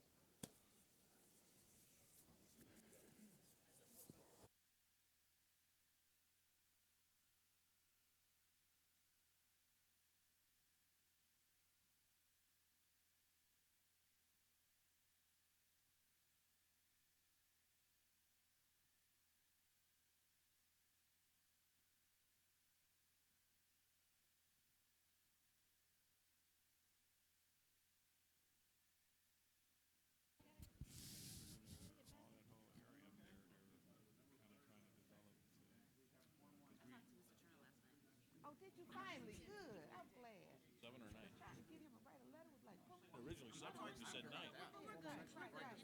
No, that's what I'm saying. You said 9. Right. That's what I told him. You started with 7 and went to 9. Right. I'm satisfied with 3. Fully satiated. Hey, Jeff. Right. Okay, got you. I'll call you back later. Okay, bye.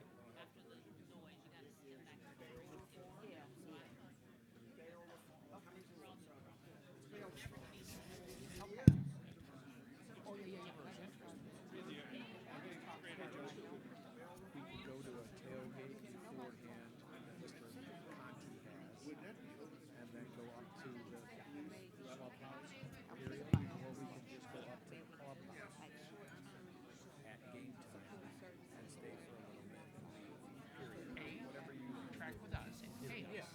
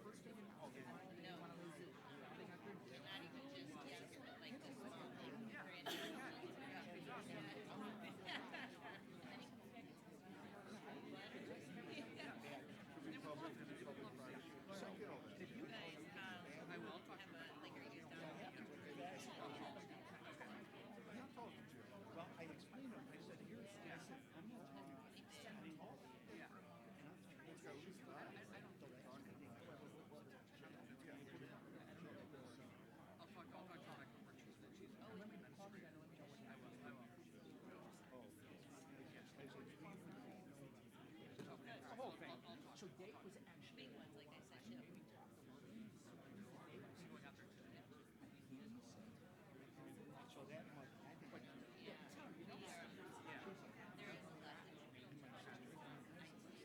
such is my life. Yeah. I can't wait.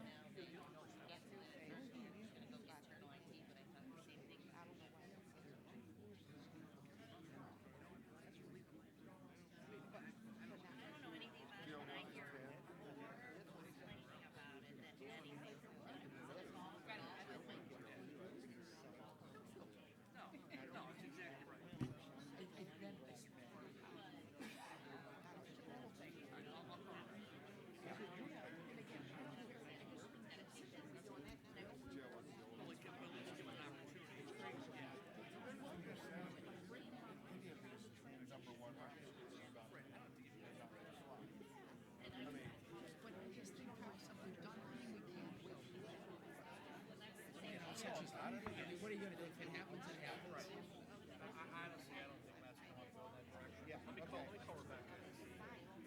I'll talk to her. You think David can talk to her today? I believe he is on the phone right now. Call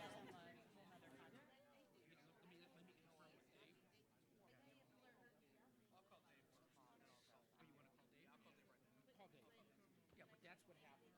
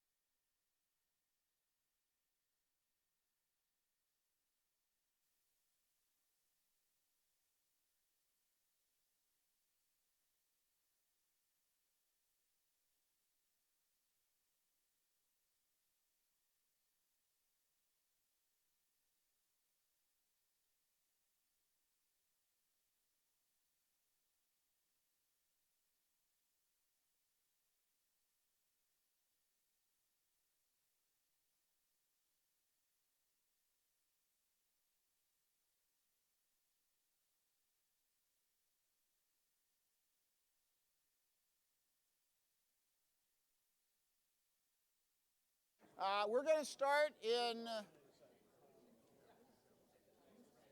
79 seconds, not to be arbitrary.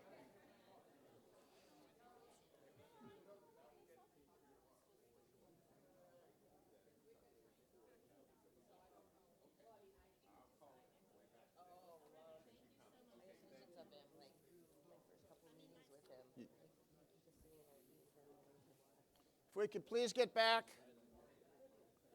We're going to get started here. Everybody sign the sign-in sheet.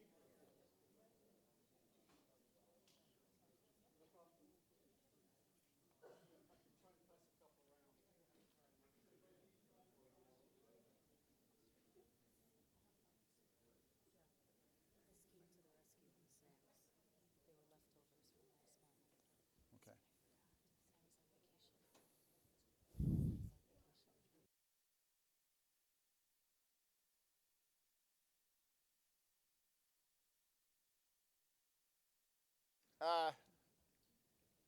So we're going to start up again.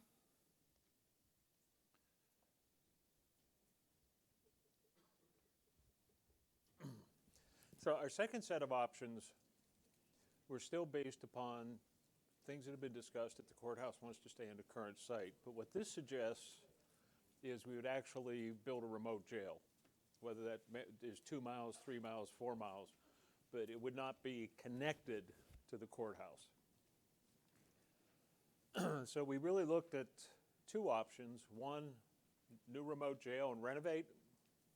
Two, new remote jail and replace. Again, based on using the current site, because there's always been such strong feelings about the current Justice Center site. So let's talk first of all, and last week we showed 4 or 5 examples. Just one example. This is the Philadelphia Criminal Justice Center. There's the City Hall, which is now the Civil Courts, was built downtown. At the time they started that project, they were going to build the jail on this site right behind the courthouse. First of all, the jail would have dwarfed the courthouse as a building. And secondly, Philadelphia at the time, at their jail complex, was running a population of about 7,000 to 8,000 people. So what they realized was they'd never have the right 500 or 600 people in the downtown jail. They'd still be in the transportation business.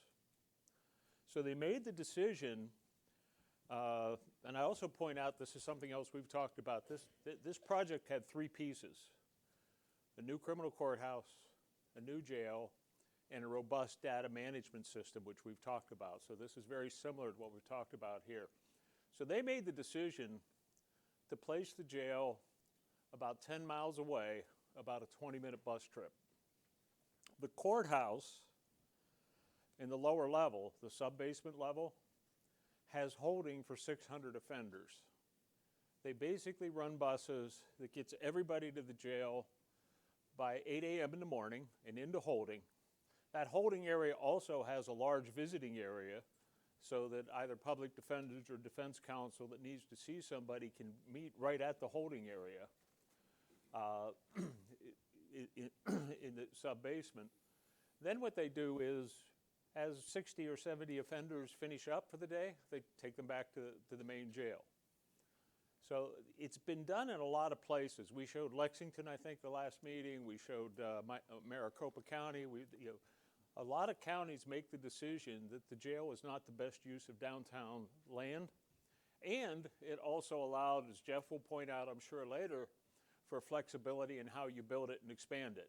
We'll get to that picture. I'm just walking over here. I just want to speed it along. Okay, go ahead. All right. So this is an example of that. This is Essex County Jail in Newark, New Jersey. This was actually a brownfield EPA site. We found stuff under there I don't want to talk about. But there's the space that was allowed for future expansion because it could be done horizontally. So the core, and this is about the same size. The core was designed for 2,400. We built about 1,600 beds. So each one of those is one of these housing units, or actually it's a collection of housing units. Yeah. Is this 2 over 2? This is 2 over 2, basically a 2-tier unit over a 2-tier unit, because again, just in terms of site utilization. And actually, we've done those 2 over 2, Rhonda, where we've actually used ramps inside too.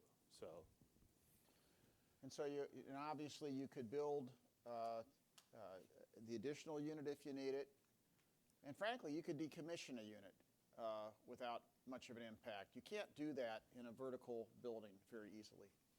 well, and more importantly, if we're successful, we could whack half of one of these off if we can build less than the 1,600 beds. Which again, as this develops over the next several years, is really the goal, to make all those other things work. But we can make that decision at the literally at the last minute. I mean, we could be planning for this, thinking about it, see where our numbers run, and that decision can be made, late in the process, because it's simply a question of, we'll know everything about programmatically what we're doing. It's just the number of housing units. But we've been asked, there's really 2 issues related to doing this. What's going to be the cost of transportation, which was a big question from everybody.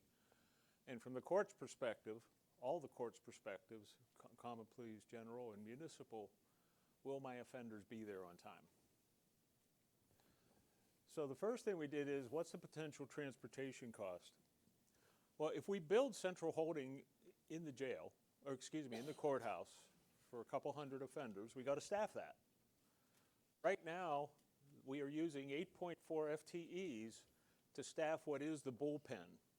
Jail 1 is here, the courthouse is here, and on the 5th floor between the 2 buildings is what's called the bullpen. That's where we're staging folks to go to the courts. Unfortunately, it only holds about 90 people, so that's one of the things which really affects delivery, because I don't have the 200 people there that I need, so I got to go back to the jail and take people, and that's also another staffing impact for the jail in terms of movement. So that's 8.4 FTEs, which could just be moved to staff central holding in the courthouse. At current levels, you're moving 200 offenders a day. Dan did a study and looked at the courts, how many people are being requested, how many people are being moved. So they would need to be transferred, and they need to be there at 8 o'clock in the morning.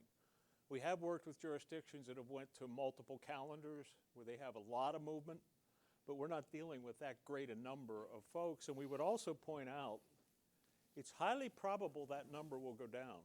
Right now, the success of the city in pretrial, they had 200 folks in the jail, now they have 100. So a lot of those people that are getting pretrial release are bringing themselves to the courthouse rather than being moved by the sheriff's department. So if we do enhanced pretrial release through central booking, we should be able to reduce the demand on transportation. Along with that, the use of technology. Jeff, you wanted to chat about that? Well, the only thing I will say about this is we've had a lot of comments about this saying, doesn't technology, can't that even make the number better? You'd need less transportation because people would take care of these sessions and meetings. Yeah, we dropped a couple of those slides. Remote technology. We have done this conservatively. We are assuming a demand in terms of meetings for doing this in person and transporting. The use of technology will only make the transportation cost less. We will employ the technology to do this remotely, and to the extent the more we use it, the lower the transportation cost. It will be there, but for right now, we're being conservative about transportation costs, but it only gets better with increased use of technology. And I know that different participants in the process have different views on how successful technology will be. We'll build it in, and how successful it is a matter of how it's used. But I will tell you that we are conservatively talking about a maximum amount of transportation. It can only get better. But we do recognize that public defender, defense bar, others want to have face-to-face visiting.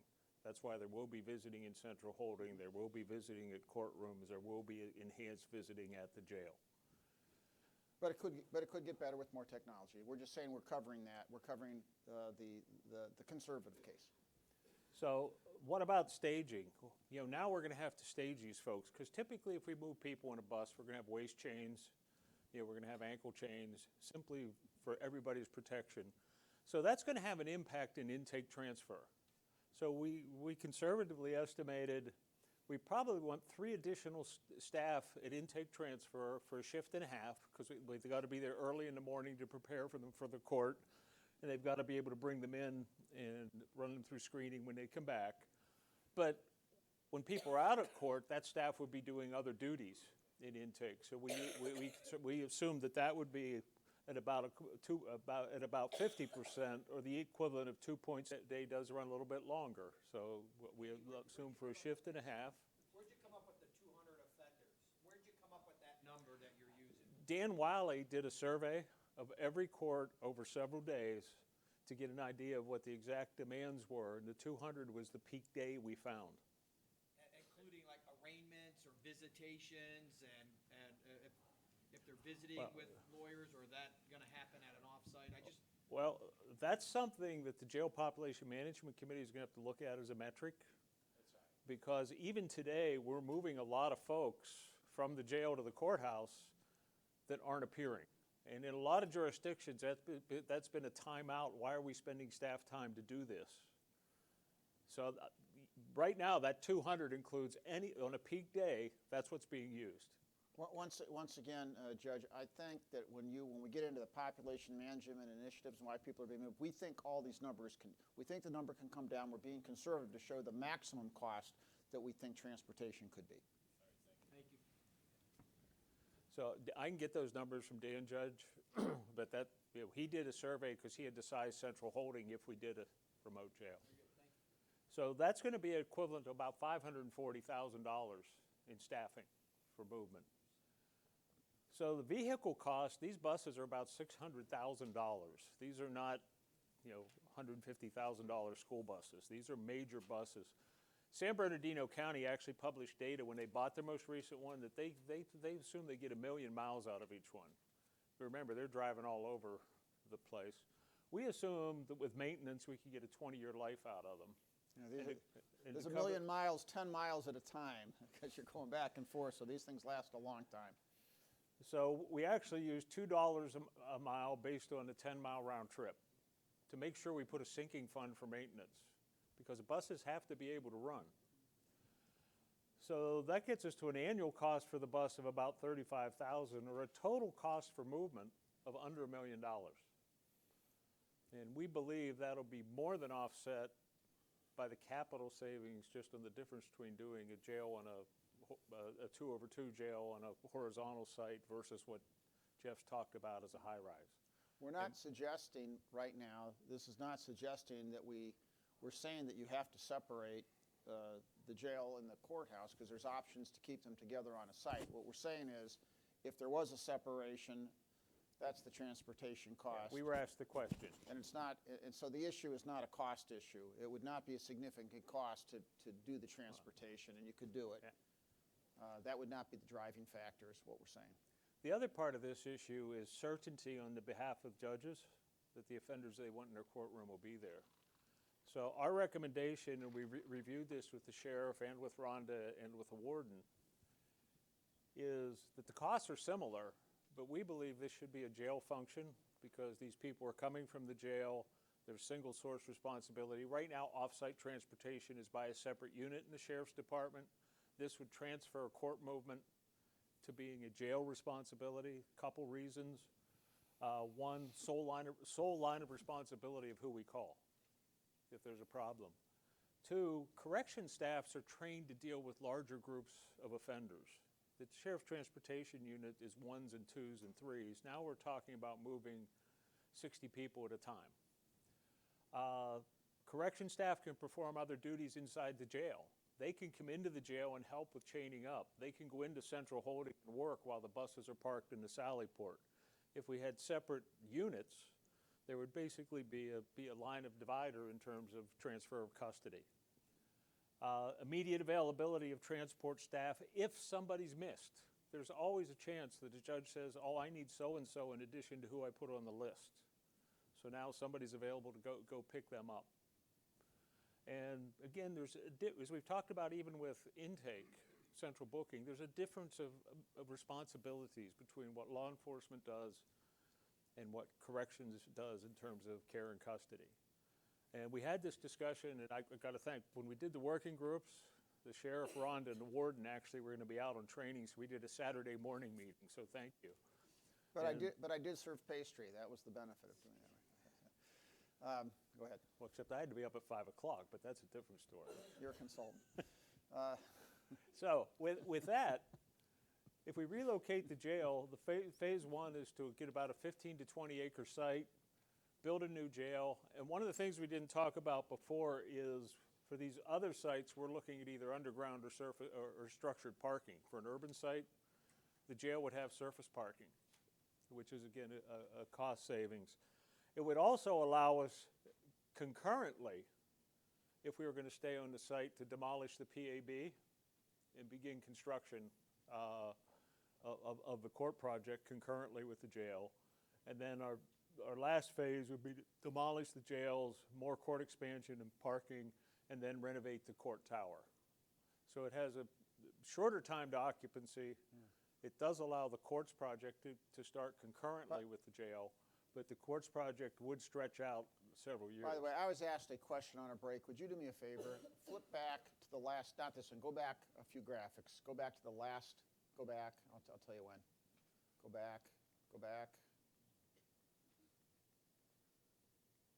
To the last time you showed the options.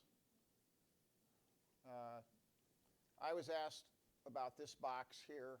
What this represented is on those options using the site, we have to come up with parking. Keep in mind we're destroying parking underneath the buildings. That box represents the amount of parking, the volume of parking we would have to replace somehow, somewhere. It also includes providing parking for staff that are now parking down by the Yeah. river in the middle of the winter and coming across the highway. And we railroad did point tracks and out that there's some everything else. county ownership of property here, this and this, but somehow we'd have to figure out how to get that parking also as part of that, which is another issue or difficulty with the project. I'm familiar with complaints about parking in downtown, That could be so I wanted to point out we have to deal the with that. purchase of the balance of the courthouse square site and erection of a garage. It could be under the park to provide parking for staff, because again, we're looking at this as a holistic master plan that addresses all the shortfalls. So we can go back up to where we were. I'm sorry, I No, needed to. I did forget that. Thanks, Jeff. All right, so 2B is we relocate the jail, and then we demolish the PAB, we demolish Jail 1, we demolish Jail 2, and we build a new courthouse on site and then demolish the tower.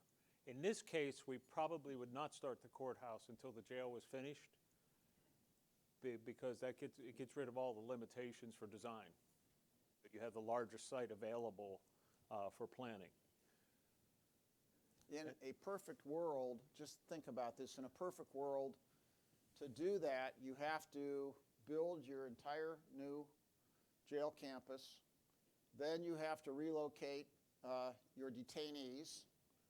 Then you have to demolish what is there.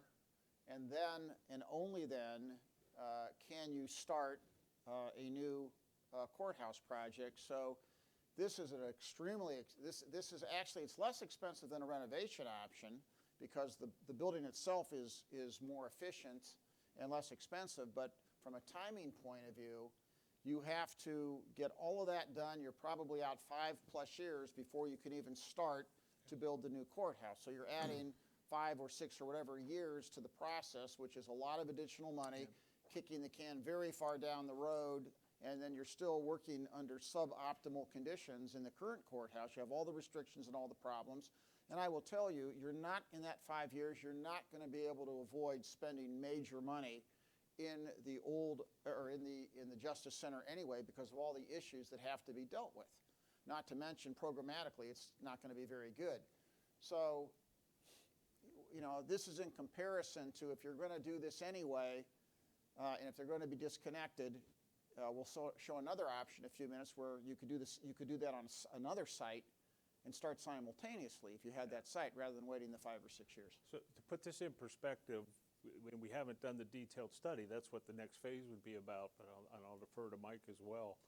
All the major renovation options are probably 9 to 12 years to completion, till you assume jail, demo, build, renovate in phases.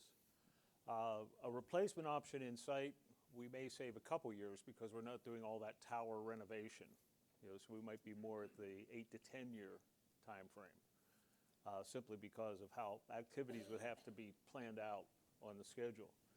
So that, just to give you an idea of schedule, and cost-wise, this would probably be slightly less costly than the full renovation option, but you're still eating up all those escalation dollars over time. All that time costs money.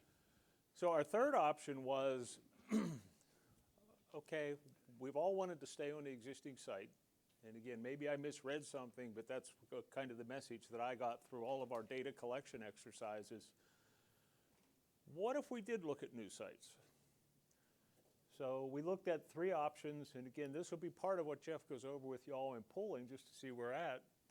What if we did a new urban jail? Probably the biggest issue with that is we're going to need 2 to 3 city blocks in order to accommodate the jail, the courts, all the related agencies, and parking.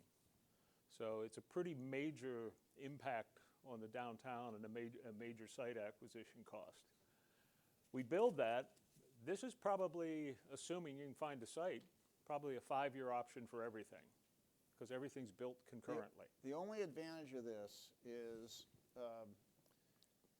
you would find on an urban site you would put a courthouse, but to really get an urban small site, you still need to do a vertical jail. So, why would you, well, you might want to think about whether you'd want to do a vertical jail just to have an urban site. You still have the vertical jail problem if you want to get a smaller urban site. And by the way, this is done in Manhattan, for example. Yeah, the 2 to 3 blocks is based upon having the best balance between height and size. Get to 8 courtrooms per floor for more efficiency. Get more housing units per floor so we have more backup available. So that's why we said if we were going to do a new urban site, our recommendation to the steering committee would be a minimum of 2 to 3 blocks. Right now, you're on 1 block. So you're basically spreading, and you have no parking for staff hardly. Right. So that's, again, this would be our recommendation if we were going to do a new consolidated justice center, would be to have a larger site. Right, but this is not as large as the 30-acre site that we're going to talk about. So we'll go ahead. So the next option would be, what if we moved some distance out of the downtown to where we could get a site of 20 to 30 acres and do a consolidated justice complex? A lower-rise jail, 2 over 2, mid-rise courthouse, 8 courts per floor plus or minus, more surface parking, less structured parking. Probably we have reduced land costs as opposed to if we were within a couple blocks of the existing courthouse. So talking about this, once again, this implies the following. The most efficient buildings, I interrupt, I always interrupt. The most efficient buildings, which would be the lower-rise the low-rise jail and the mid-rise courthouse. A site would have to be about 30 acres for parking. It would have to have access to public transportation. But this would be the one that would be the least expensive, only because you could get it done the fastest, and the buildings are the most efficient to build, and you get the greatest savings. The issue with this one is this would involve finding 30-plus acres. You're not going to find it a block away from where we are right now. I will make one comment about real estate, and I think it's fair to say this in a public setting. There are different ways, and we're not going to talk about specific real estate parcels. We are going to talk about distance from downtown. I'm going to poll on that. One difference between this project, for example, and when we did the convention center and when we did the hotel, those projects were economic development projects. Even if the county wanted to, and I'm not saying the county or the city or anybody would want to, but even if they wanted to, they could not use eminent domain on those projects. Because they're economic development under the key location, you cannot use eminent domain. You could use eminent domain on this project. Obviously, the goal here is to find property that has the least issues with it. Where there's public ownership, it's a benefit. But frankly, we could find the site that we need for this, and we would have tools. You have to pay fair market value for it, but we would have tools to get the property we need. And I'm just going to leave it at that. And this probably has the lowest cost range of any of the alternatives. And then finally, the choice would be to get a downtown court site. And this is just an example of Palm Beach, which is roughly the same size in terms of number of courts, with parking is about 10 acres, which puts us just over a city block, maybe a block and a half. So basically, phase one, new urban site, 1 to 2 city blocks for the courthouse at 10 to 20 acres is a mistake, and a new campus site for the jail. Both projects move ahead concurrently, potentially, so they both could be finished in 5 years. So, Judge Russo, the penalty you had asked about before does not apply to these. So on this one, once again, all we're saying, this is separated, but you would get the preferred site, let's say 15 acres for a low-rise jail, and then you would, because you have a smaller acreage for the courthouse, you could get closer to where we are right now, to a downtown location. You're talking about a site which maybe is in the 5 to 7 acre range, and you would find that, and you could find that you could find that. And all three of these options, less the cost of demolition, have the value of the existing site as part of the equation in terms of paying for the project. And I would say in terms of cost, the campus option and the separated option with the closer in courthouse, the further away site for the jail, they would be roughly equivalent in cost. The only difference, there'd be a few differences. On the one, you'd have shared parking opportunities. On the other, you'd have to have separate parking. So there may be some differences. On the one of the parcels may be more expensive, one may be less expensive, and the other one more of an average. But what we need to do, just our goal, we need to study those types of options much more carefully. Our goal right now is we've presented 9 options. We want to narrow it down to 3 or 4.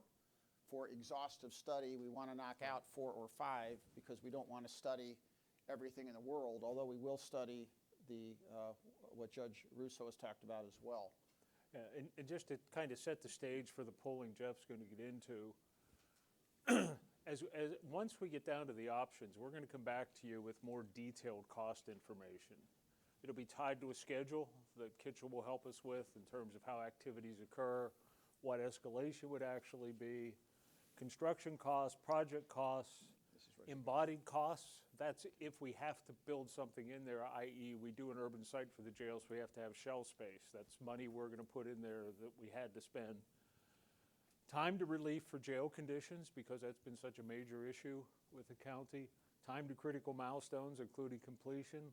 The annual operating costs, and we also want to look at the 30-year cost of ownership, because especially related to the jail, that's what drives decisions on what the best jail response is.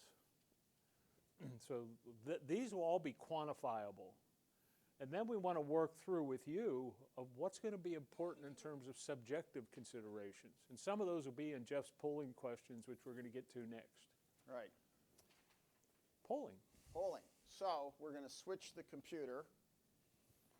Now, once again, a couple rules of the road here. For those sitting at the table here, there are clickers. You can use the clickers. Frankly, if you want to use your cell phone, you can, but you can use the clickers. For everybody else to poll, has everybody had the opportunity to log in to the site? If not, I'll give you that opportunity here. I put the clicker in yours. Okay, can you pull that up, please? This is Angel. I was told last time that I shouldn't try to run the equipment and walk through it.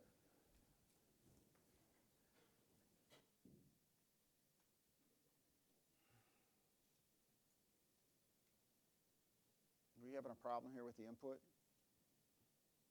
There we are. Or is that ours? That's you, right?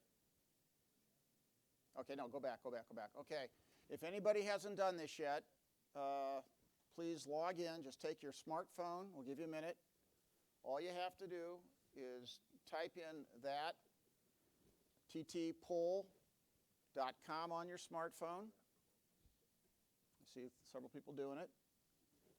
Hey, Jeff, while they're doing it, can I just, on behalf of the Corps, make a quick statement? Oh, yes. Yeah, so I just, for Judge Celebrezzi and myself, we appreciate DLR and yourself and the programmers coming to meet with us.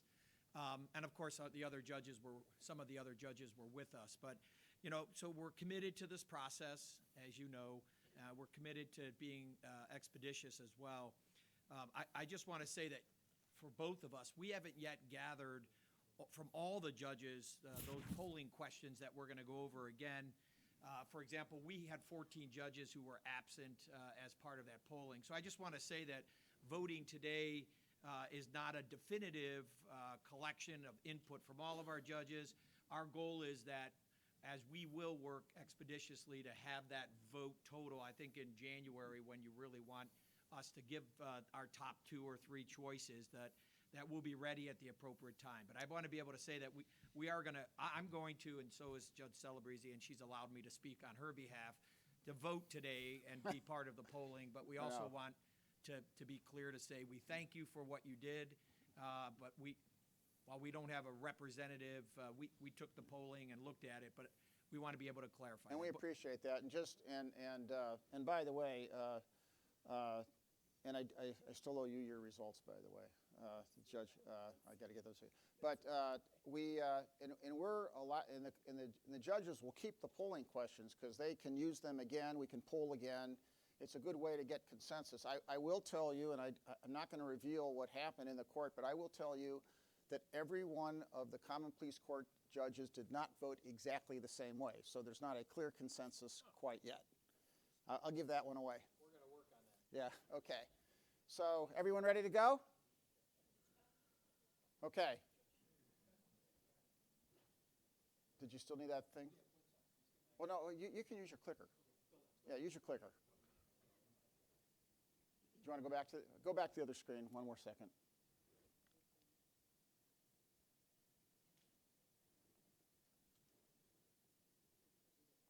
You can do it either way. Yeah, you can use the clicker. You don't need that. Just use the clicker. All right. Everybody else set to go? And it's working? You see it? Okay. So the first question is, by the way, can you put the bar up there? You know how to put the bar up there so I can see it? The results bar, or else I have to go behind you. There we go. Yeah, put that right. You can't, that's all right. No, don't worry about it. Don't worry about it. I'll look at it here.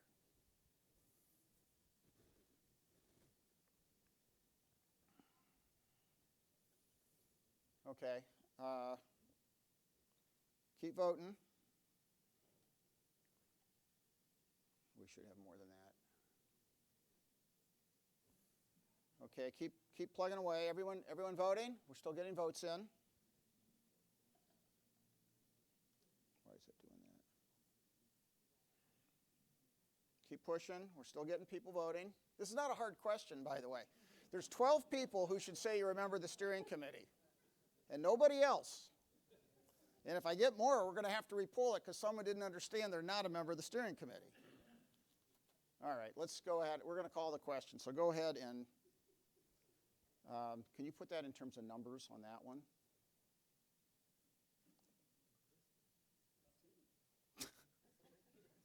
Okay, I'm going to do this one more time. If you are, there are 12 people who are on the steering committee. So let's try to do it quickly one more time. We have one person who thinks they are, but they're not. So really quickly, just repoll this question quickly. Jeff, did you push that button? I did. I got no.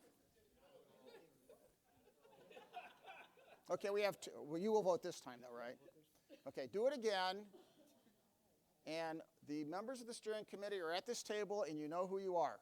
Okay? Not the alternate, just the member of the steering committee. Or the alternate if the member's not here. But every position gets one vote.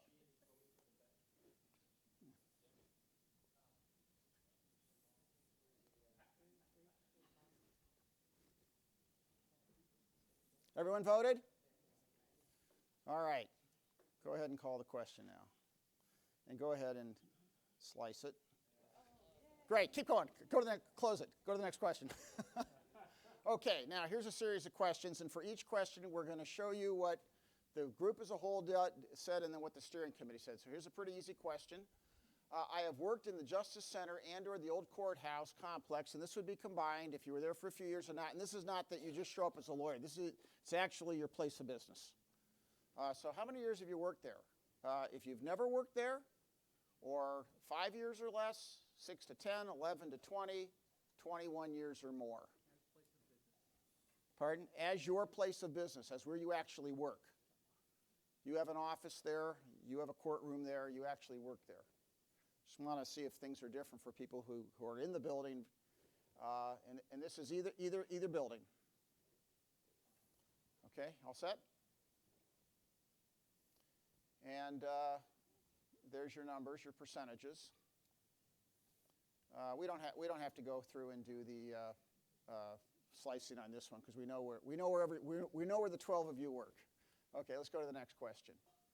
Now, and by the way, before you vote on these, I want to go through each question and talk you through it just to make sure everyone's on the same page. This is a question about adequacy of the Justice Center courthouse. All right? In your view, and by the way, in your view, is it adequate in terms of size, configuration, safety, security? Is it adequate for its intended purpose? Not whether it's efficient, is it adequate for its intended purpose? And now we're talking about the courthouse. Just the courthouse. I'm not asking this question about the jail because I presume that the answers would be that it's not adequate for anything. So we're just asking this about the courthouse. You ready? You think? Got enough responses? Okay, go ahead. And people would, 24% somewhat agree with that, but most of you would 63% would either somewhat disagree or strongly disagree. Let's go to the next question. We'll go back. I'll slice the ones after this. I'm not going to slice these yet. The Justice Center Courthouse operates as an efficient, effective, and functional building. Either strongly agree, strongly disagree, or something in between.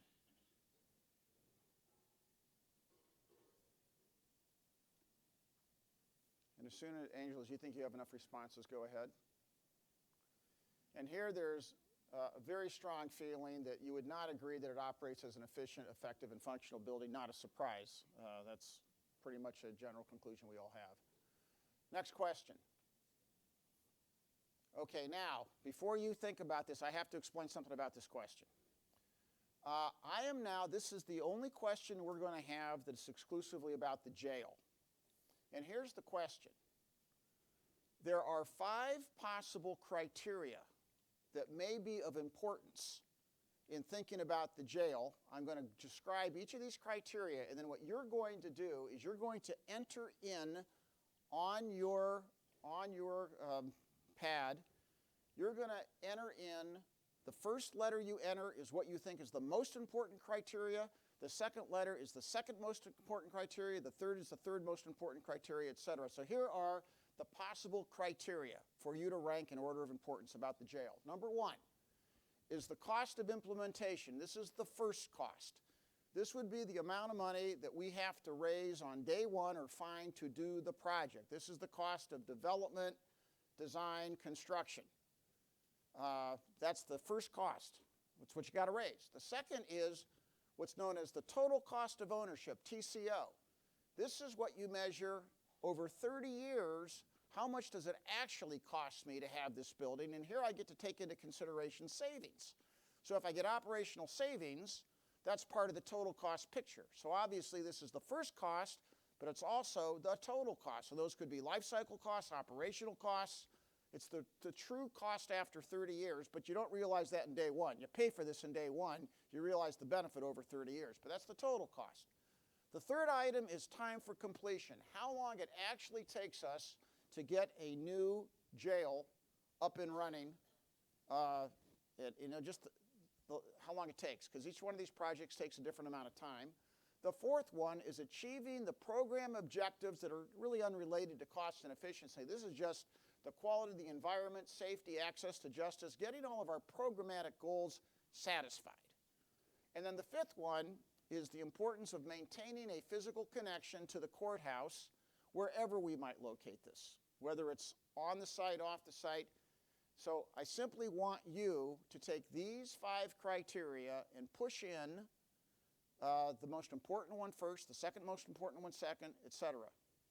And just so you know, the way this works, there's a scoring system, so it differentiates it. The thing that you push in number 1 gets 10 points. The thing you push in number 2 gets 7 points. Number 3, 4 points. 2 points, 1 point. That's how you do a force ranking. So I'll give you a couple minutes to push in your numbers in order. We only have about 7 questions, so some of these take some time, but they're very important to see where you stand. So take your time on this.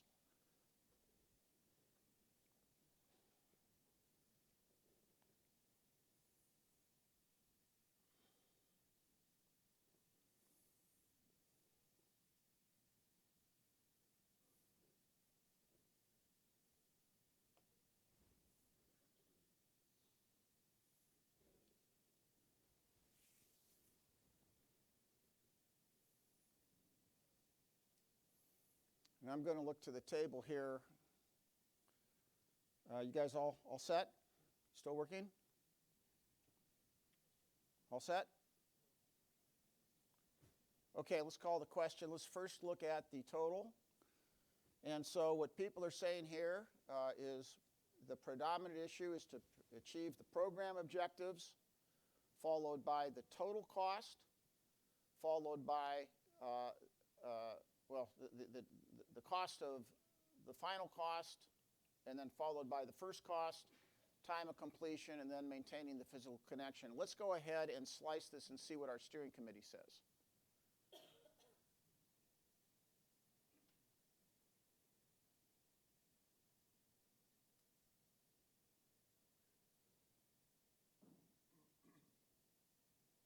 What's the matter?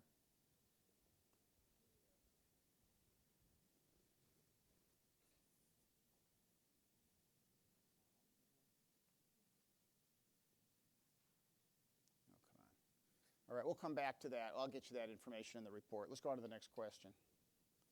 You got to make sure that stays open. Okay, here is the next question. Now, once again, let me read this to you because you can't read it, and I know that we're being videotaped. Regardless of what you do with the jail, a new courthouse should be no further than X distance from the current site, which is the core of downtown. So here are your choices. 0 miles, which means, and there's a 0 there, which means on the site, whether we renovate or relocate or build new. Number 1, because your thing has a 0 and a 1 function. Within a half a mile, roughly that would be to the back of Tower City or to 12th and Superior, just if you drew the circle. Number 2, within a mile. Roughly, that would be a circle out to St. Vincent's Charity Hospital, out to East 21st and Euclid. You can imagine what that circle would be. Number 3, within 2 miles, that gets you out to East 40th and Euclid in that direction. It gets you out to Lorraine and West 47th Street in that direction. Gets you out down to the post office area going south. Number 4, within 3¼ miles, that gets you out to East 79th and Euclid. It gets you out to Steelyard Commons if you drew that circle. Number 5, within 5 miles, that gets you out to Glenville, Lakeview Cemetery, or Lorraine and West 117th. Or it could be more than 5 miles, or 7. You can abstain from this one. So pick one of these things, and this is your appetite for how far you think a courthouse can be from the current location?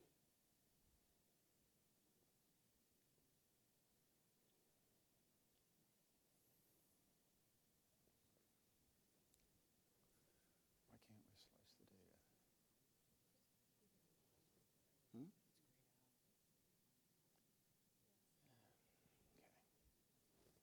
Okay.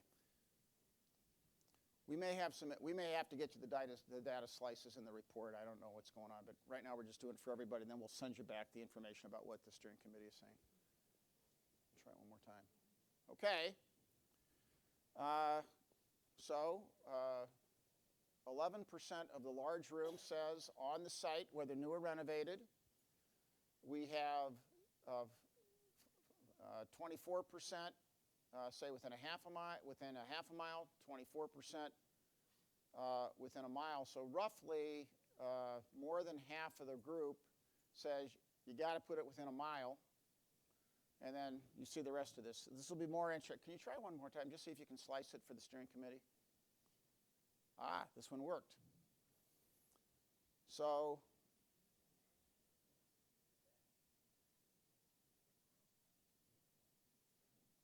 that's interesting.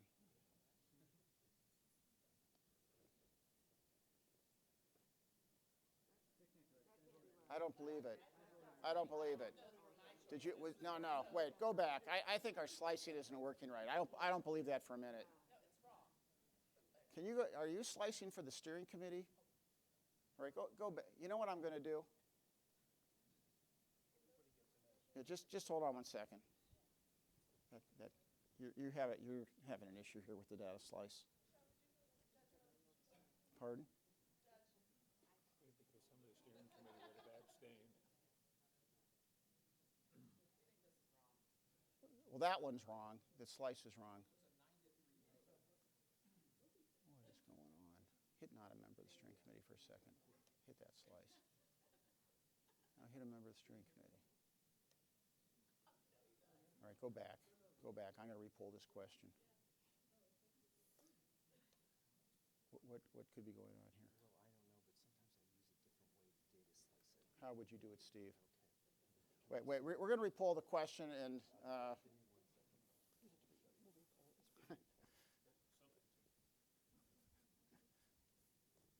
Steve's an expert at this. Not that I think it's you. I think you're jinxing me. I didn't do anything. Just hold on one second. You're going to have to revote it. We'll re-poll it. Hit the re-poll. Okay, you did? Okay, go ahead and vote again. I'm sorry about this. No, you stay here. You're not. Pardon? Yeah, go ahead and poll right now. Vote. I'm sorry.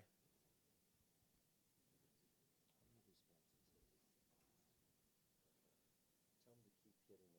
Keep hitting the button until you're sure. Just hit the button a few times to make sure it's registering properly.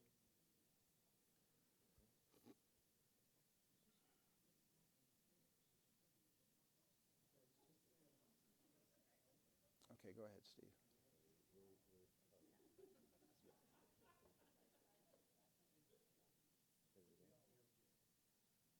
Isn't it the right-hand button? Isn't it this? I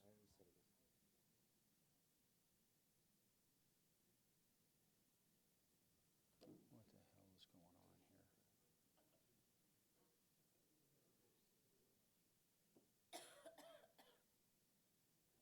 Okay, there you go. All right, so yeah, I think there was a flaw in that because this is actually different for the overall data. Okay, now go ahead and see if you can slice the steering committee effectively, if you can do it. No, I think it's the one next to it to the left. Yeah, that's what I'm used to. Okay, and I am a member of the steering committee. See what happens. Select. Okay, there's something wrong. Maybe not. Maybe that's the answer. No. No, it can't be the answer. All right, we have to go back. We'll go back. The report will have the proper slicing of the data. Just go ahead to the next one then.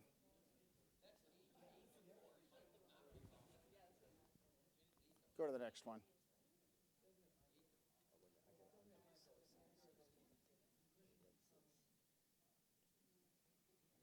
that possible? All right, this question, and once again, we'll get you the slice stuff later on because the slice function isn't working. So this one, you're going to take your time on this for a couple seconds. With respect to a new or renovated courthouse, this is a courthouse question, rank your most important goals or criteria in order of priority. It's the same exercise as before, but now you're just going to vote for your top 4 in order. And here are your choices. Number 1, just like before, first cost. That's the total cost to initiate the project. Number 2, total cost of ownership. That's after 30 years. Number 3, time required for completion now of the courthouse. Number 4, minimal disruption to ongoing activities. Steve, stay there. All right. Number 5, achieving your program objectives unrelated to cost and efficiency. Number 6, constructing a new facility wherever located. Number 7, renovating the current courthouse to the extent possible. Number 8, maintaining the current location.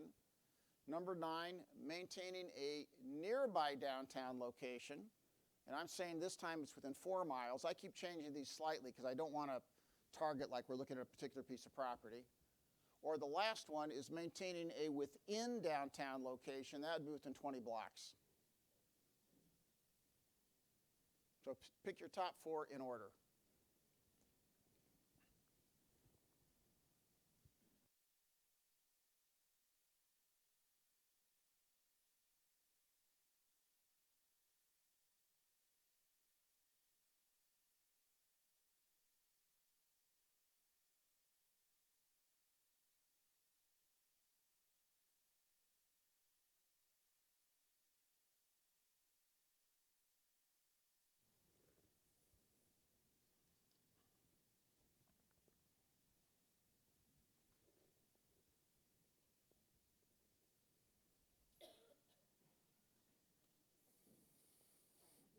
Oh, I'm sorry. I don't mean to get in your way.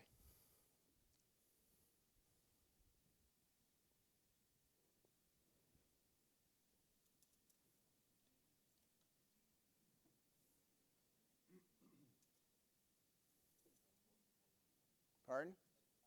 Well, just wait because when people start it, it's going to register. And just because they hit one button doesn't mean they're done. Everyone all set now? People are still working on it.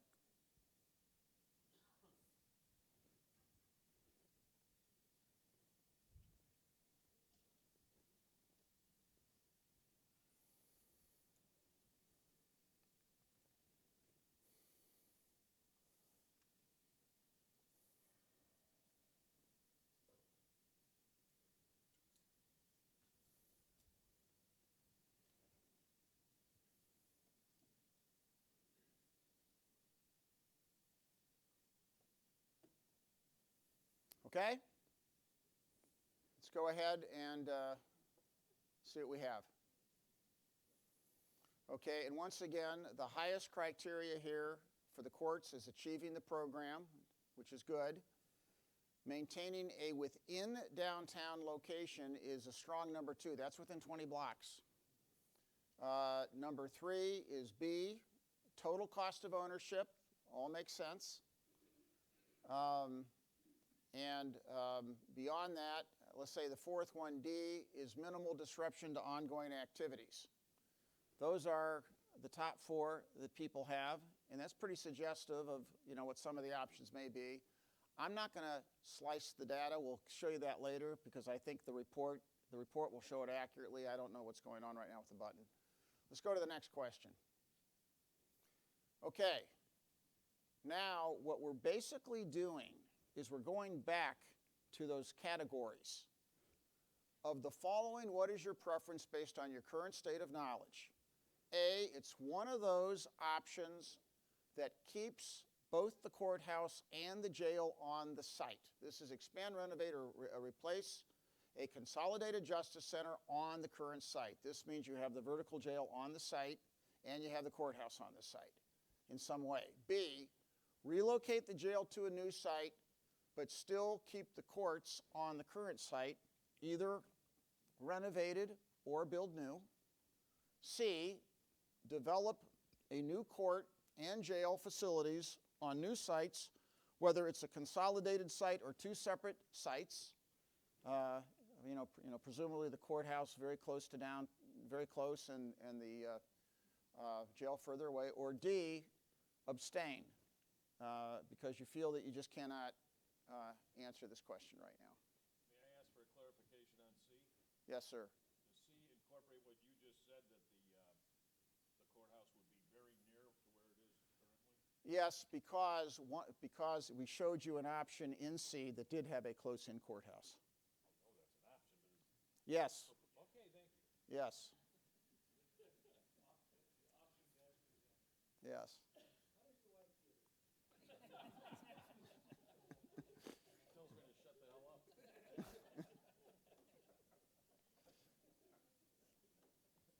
I'm not going to say anything mean. He may have to defend me someday. You never know. And I'd leave the country if I were you.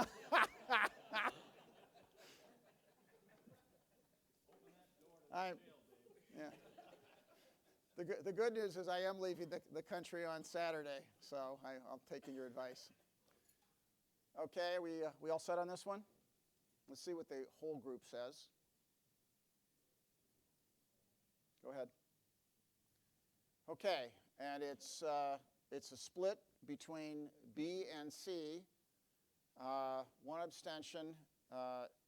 Not a lot of support for renovating or replacing the entire thing on site.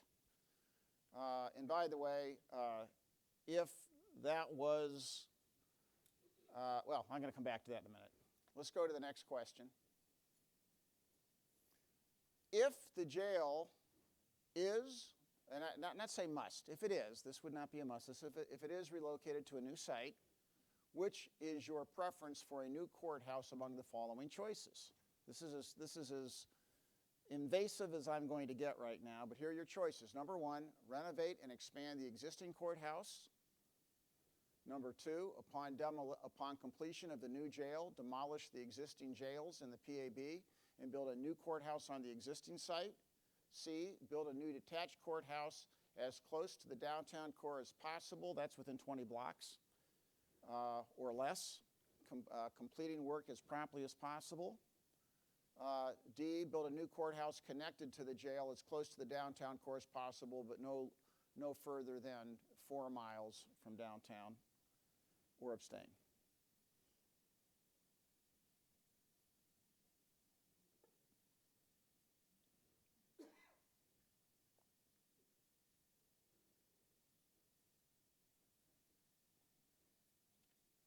Once again, you can change your opinion tomorrow. This is just a sense of what we have for right now.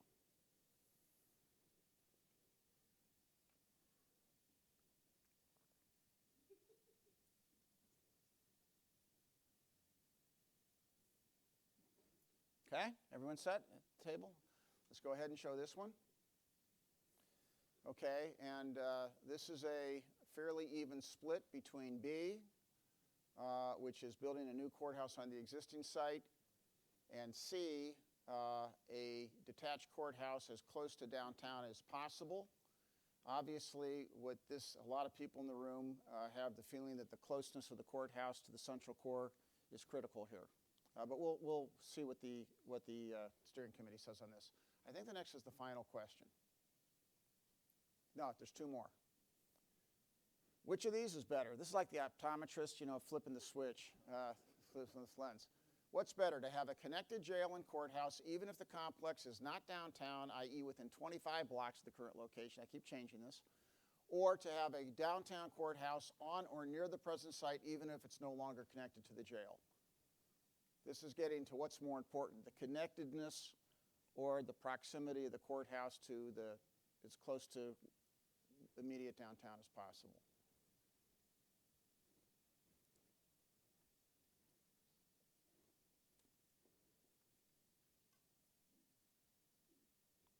And we'll go ahead, I think, and look at this one. Go ahead. Okay, and once again, at least for those people in this room, it's the downtown courthouse. We'll see what the steering committee said. And I go to the next question. This is the final question. The following the following most closely reflects my current view. A, after we do our reasonable evaluation and due diligence, we must proceed to develop and construct a new jail at the earliest possible date. 2, I agree with A above, but only if there is contemporaneous commitment for a new or renovated courthouse project. C, I agree with B above, but only if the courthouse project is not only committed to, but developed and built concurrently with the jail project. Or D, I do not believe there is any urgency with respect to the development or construction of either the jail or a new courthouse. This is the last question.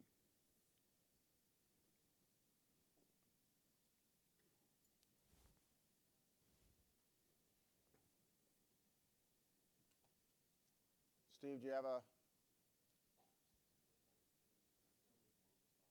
Okay, push the button.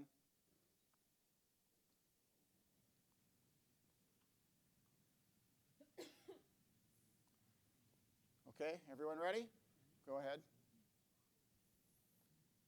Okay, and the good news is, or that people are pretty clear that there's urgency, at least with the jail, but there's a feeling by about a third of the people that you got to have at least the commitment for the new courthouse, and about a quarter think that it also has to proceed concurrently. And we'll show you what in the report what the steering committee said.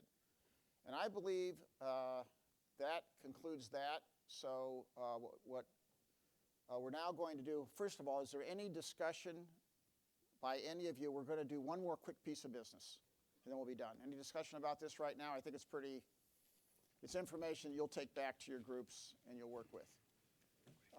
Andy, let's just talk about one more issue, I believe, which is jail population, correct? And then we'll see if there's public comment.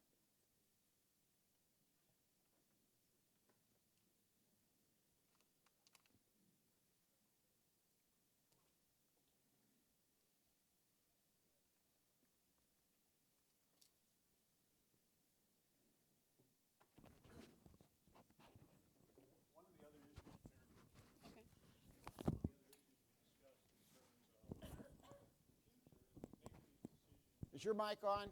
Turn your mic button on. One of the issues we also talked about in terms of getting the jail population down was a jail population management initiative, and it's really jail population management accountability. A group to get together to review metrics, what's driving the population, what can we do, where do we have something that's not working as well as it should. And this is focused solely on how many people do we have in the jail. So we have a recommended participation in that committee we wanted to share with the steering committee.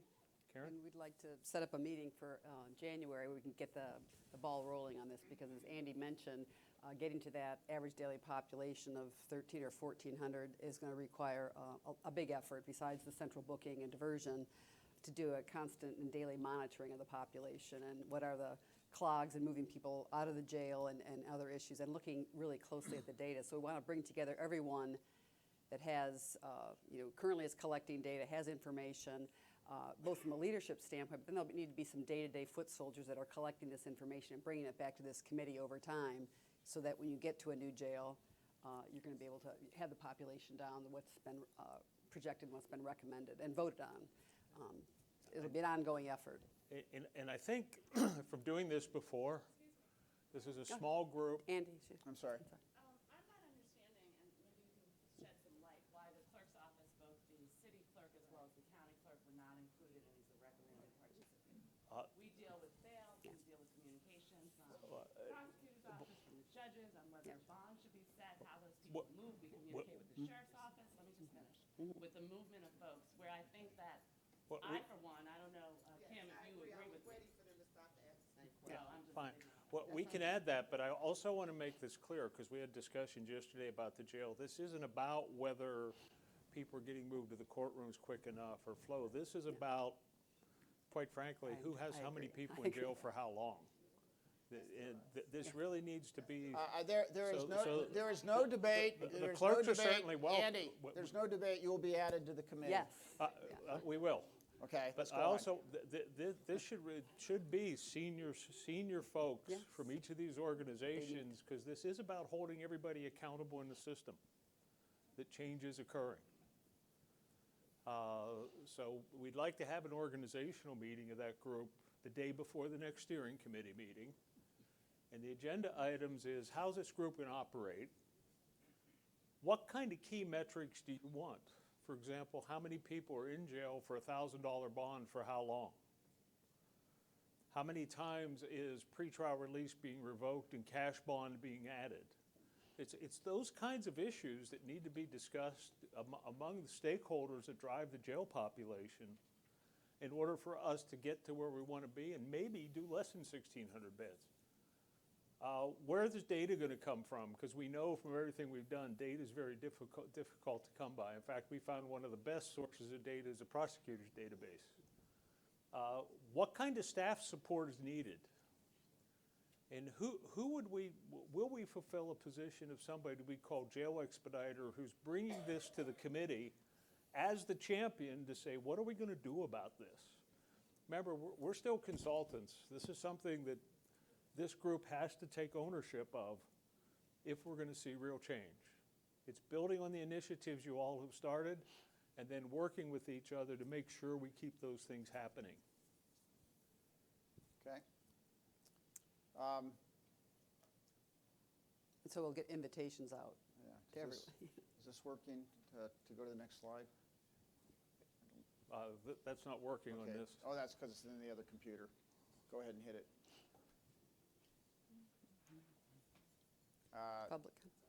Public comment? Very quickly, and then we're going to talk about next steps. We're adding a meeting, by the way, so let's do this in reverse order. Let me get through the rest of this, and then we'll have the public comment. So go to next steps, next meetings, then we'll do the public comment. If you can hit the next slide. Okay, so where we are right now, and I'm going to tell you that on January 23rd, there will be a determination in advance. We're going to do two things. Obviously, we're going to commence the study that you've talked about, and we'll have that going. But the determination is going to be, and we will talk to all of the stakeholders individually once again before we do this, but we're going to have a determination to limit what we continue to study down to 3 or 4 of those options. I think that from what we saw, if the steering committee is reflective of what the group said, by way of example, I'm not saying this for sure, but you may see options that no longer have a vertical jail on the site. It may be options with various courthouse options, but it may be options that have the vertical jail off the site because of the issues. But we'll talk to you about that. I'm not sure about that. Once again, we have to have 10 or 12 votes, and if 10 or 12 of you are still, are in a different place, we'll find that out. But there will be a determination because we must limit what we continue to show you. And our consultants have to dig in very deeply on these courthouse options with program, cost, etc. We have added one meeting in June. And I will tell you, number one, it is because, to be quite blunt about it, pushing back the determination pushes back the process. Now, I think there's a silver lining in this. We really can't schedule the site visits we want you to go to until we limit the options more. Because once we limit the options, then we can show you among those options what we're talking about. So we need to limit the options. That pushes back some of the site visits. Number two, while this is going on, we still have some, I've told you there's other things we'll be discussing that are not part of this, at least the public meeting. We're talking about real estate separately, talking about financing and funding separately. This gives us more time to do that.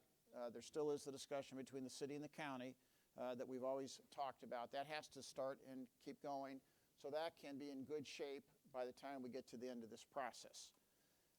But we need to get these determinations made because it's really critical that we drive the process. Now, the other thing that was not contemplated, that is a silver lining of this, is when we started out, we never really thought that we were going to have an actual clear diversion program. with an RFP and really get into those solutions. We get to do that in real time. We're obviously doing central booking, so the good news about this, while the whole process is probably pushed out 30 days, the good news is we're also attacking all these interim programs in real time. But we have to make sure that we have enough time to do this well. So that is why we're now proposing this as the schedule, because we see how much work there is and we see the meetings we have to get to narrow down these issues. Any questions before we go to on any of this before we go to public comment? Yes, sir. On your slide about the jail population, is the suburban municipalities represented in your group?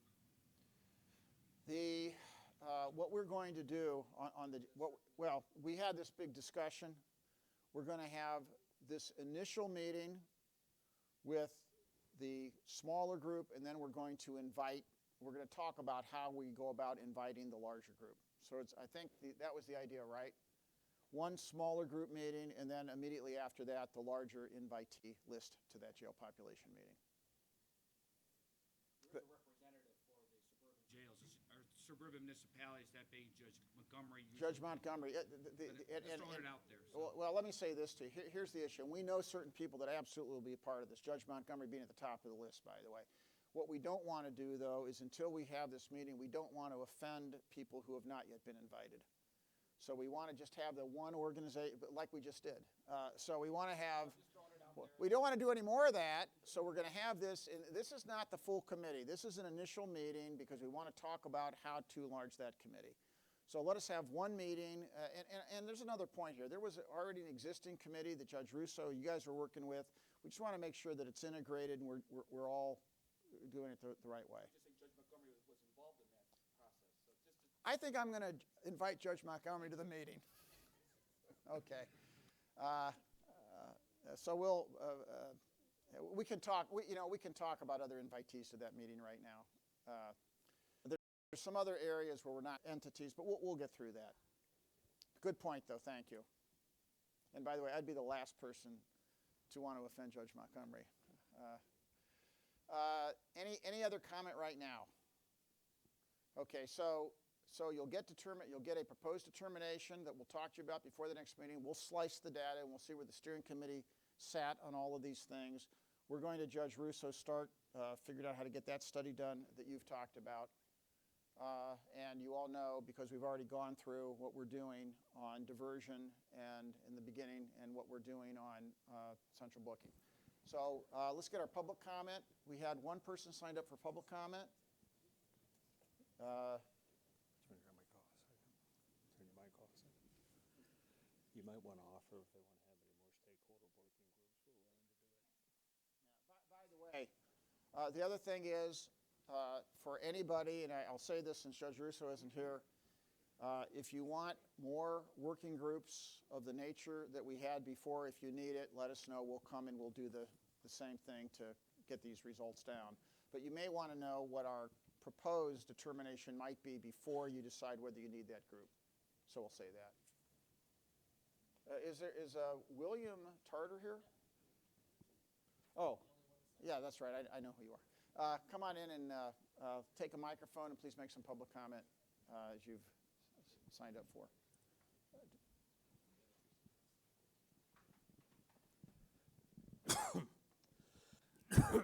Thank you very much. Good morning, Mr. Applebaum and members of the Justice Center Executive Steering Committee. My name is William Tarter Jr., and I'm a resident of Broadview Heights. I'm speaking as a private citizen and not representative of my employer. As many of you know, I've been following the Justice Center conversations very closely, and I'd like to offer a couple of thoughts and suggestions. For today's meeting, you've discussed whether to build a new Justice Center in place, renovate in place, or build new in different places. And I believe that the next steps is to deliberate and to narrow down the options between now and your next meeting in mid-January. But I would encourage the committee and the consultants to not make refinements from those 9 options until there's more opportunity for public engagement, as well as specific price ranges that have been associated with the price point of each option. Currently, the public sees $2 signs or $3 signs or $5 signs without specifics on the estimated cost. My concern is that the committee will narrow down the options to say 2 or 3, and then specific prices will be explored. And not doing this could lead to the higher possibility of sticker shock versus understanding the cost of all the options ahead of time, engaging the community for their thoughts, thus ensuring more citizen engagement on the various options while simultaneously providing more lead time and input on brainstorming possibilities on where it should be and how to pay for it. To that end, I would encourage the committee to have another public meeting between now and the meeting in mid-January, sometime in the evening hours. As a follow-up to the CMBA presentation last week, I believe that people would be interested in seeing those various options once that information is added and making their voices heard before a recommendation is made by this committee from those choices. Thank you for the opportunity to provide the comments. Thank you, and I will make one comment about that. We actually did and do want to have a public meeting, and we'll do it as quickly as we can. I think Councilman Miller, we were talking about doing it at council chambers after a meeting, and we'll see if we can still schedule that. I do want to caution people about one thing. It is virtually impossible, well, let me say this. If we actually were to go down 9 options and actually do the work necessary to get precise costs with 9 options, the amount of time and effort it would take to look at all of the issues with those 9 options to get within, plus or minus 10% of a cost or even 20% of a cost. There's so many variables with 9 options. It would probably take us a huge amount of effort and as much as another year. We can generally talk about what the relative costs of these options are and what the ranges are, but to get that done, even to get to 3 options and to really do it with the necessary precision, putting 3 options back to back is a real concerted effort. So I appreciate that, and I understand that it would be great if you could have that kind of precision, but if the interest here is really to get moving on the project and get going and get to the best option, putting that all out there and having a referendum on 9 different options with full cost known would be a very significant challenge. I don't know if you want to add to that, Andy, or not. But that's the concern, and that's why we've chosen the process we've chosen, because we think that the best way to do it with the committee is to narrow it down and to use some sense and logic. I do agree that we have to engage the public. I do agree that the public needs to see these things. The other thing is that those in the public who have opinions really, really have to understand the information, and that's why the public meeting is important. There's a lot here. A lot of people are going to have knee-jerk reactions about what they think we ought to do, but you really have to be invested in the information and the data to understand why some decisions are better than others. So I appreciate the comment, and we'll do everything we can to honor that. We'll do everything we can to get a public meeting. We had planned to do that. And, of course, we're doing all this in a public process. I don't think there's ever been a process like this that's been this public or had this kind of a committee decision or the requirement of having 10 of 12 public officials all publicly state their views and vote. So hopefully that's pretty meaningful that we're doing it that way. With that in mind, I'm going to, if there's no further comment, any further comment? Okay, we'll then close the meeting, and I wish everyone a really wonderful holiday season. We'll be back to you, and we'll see you in January. Thank you very much.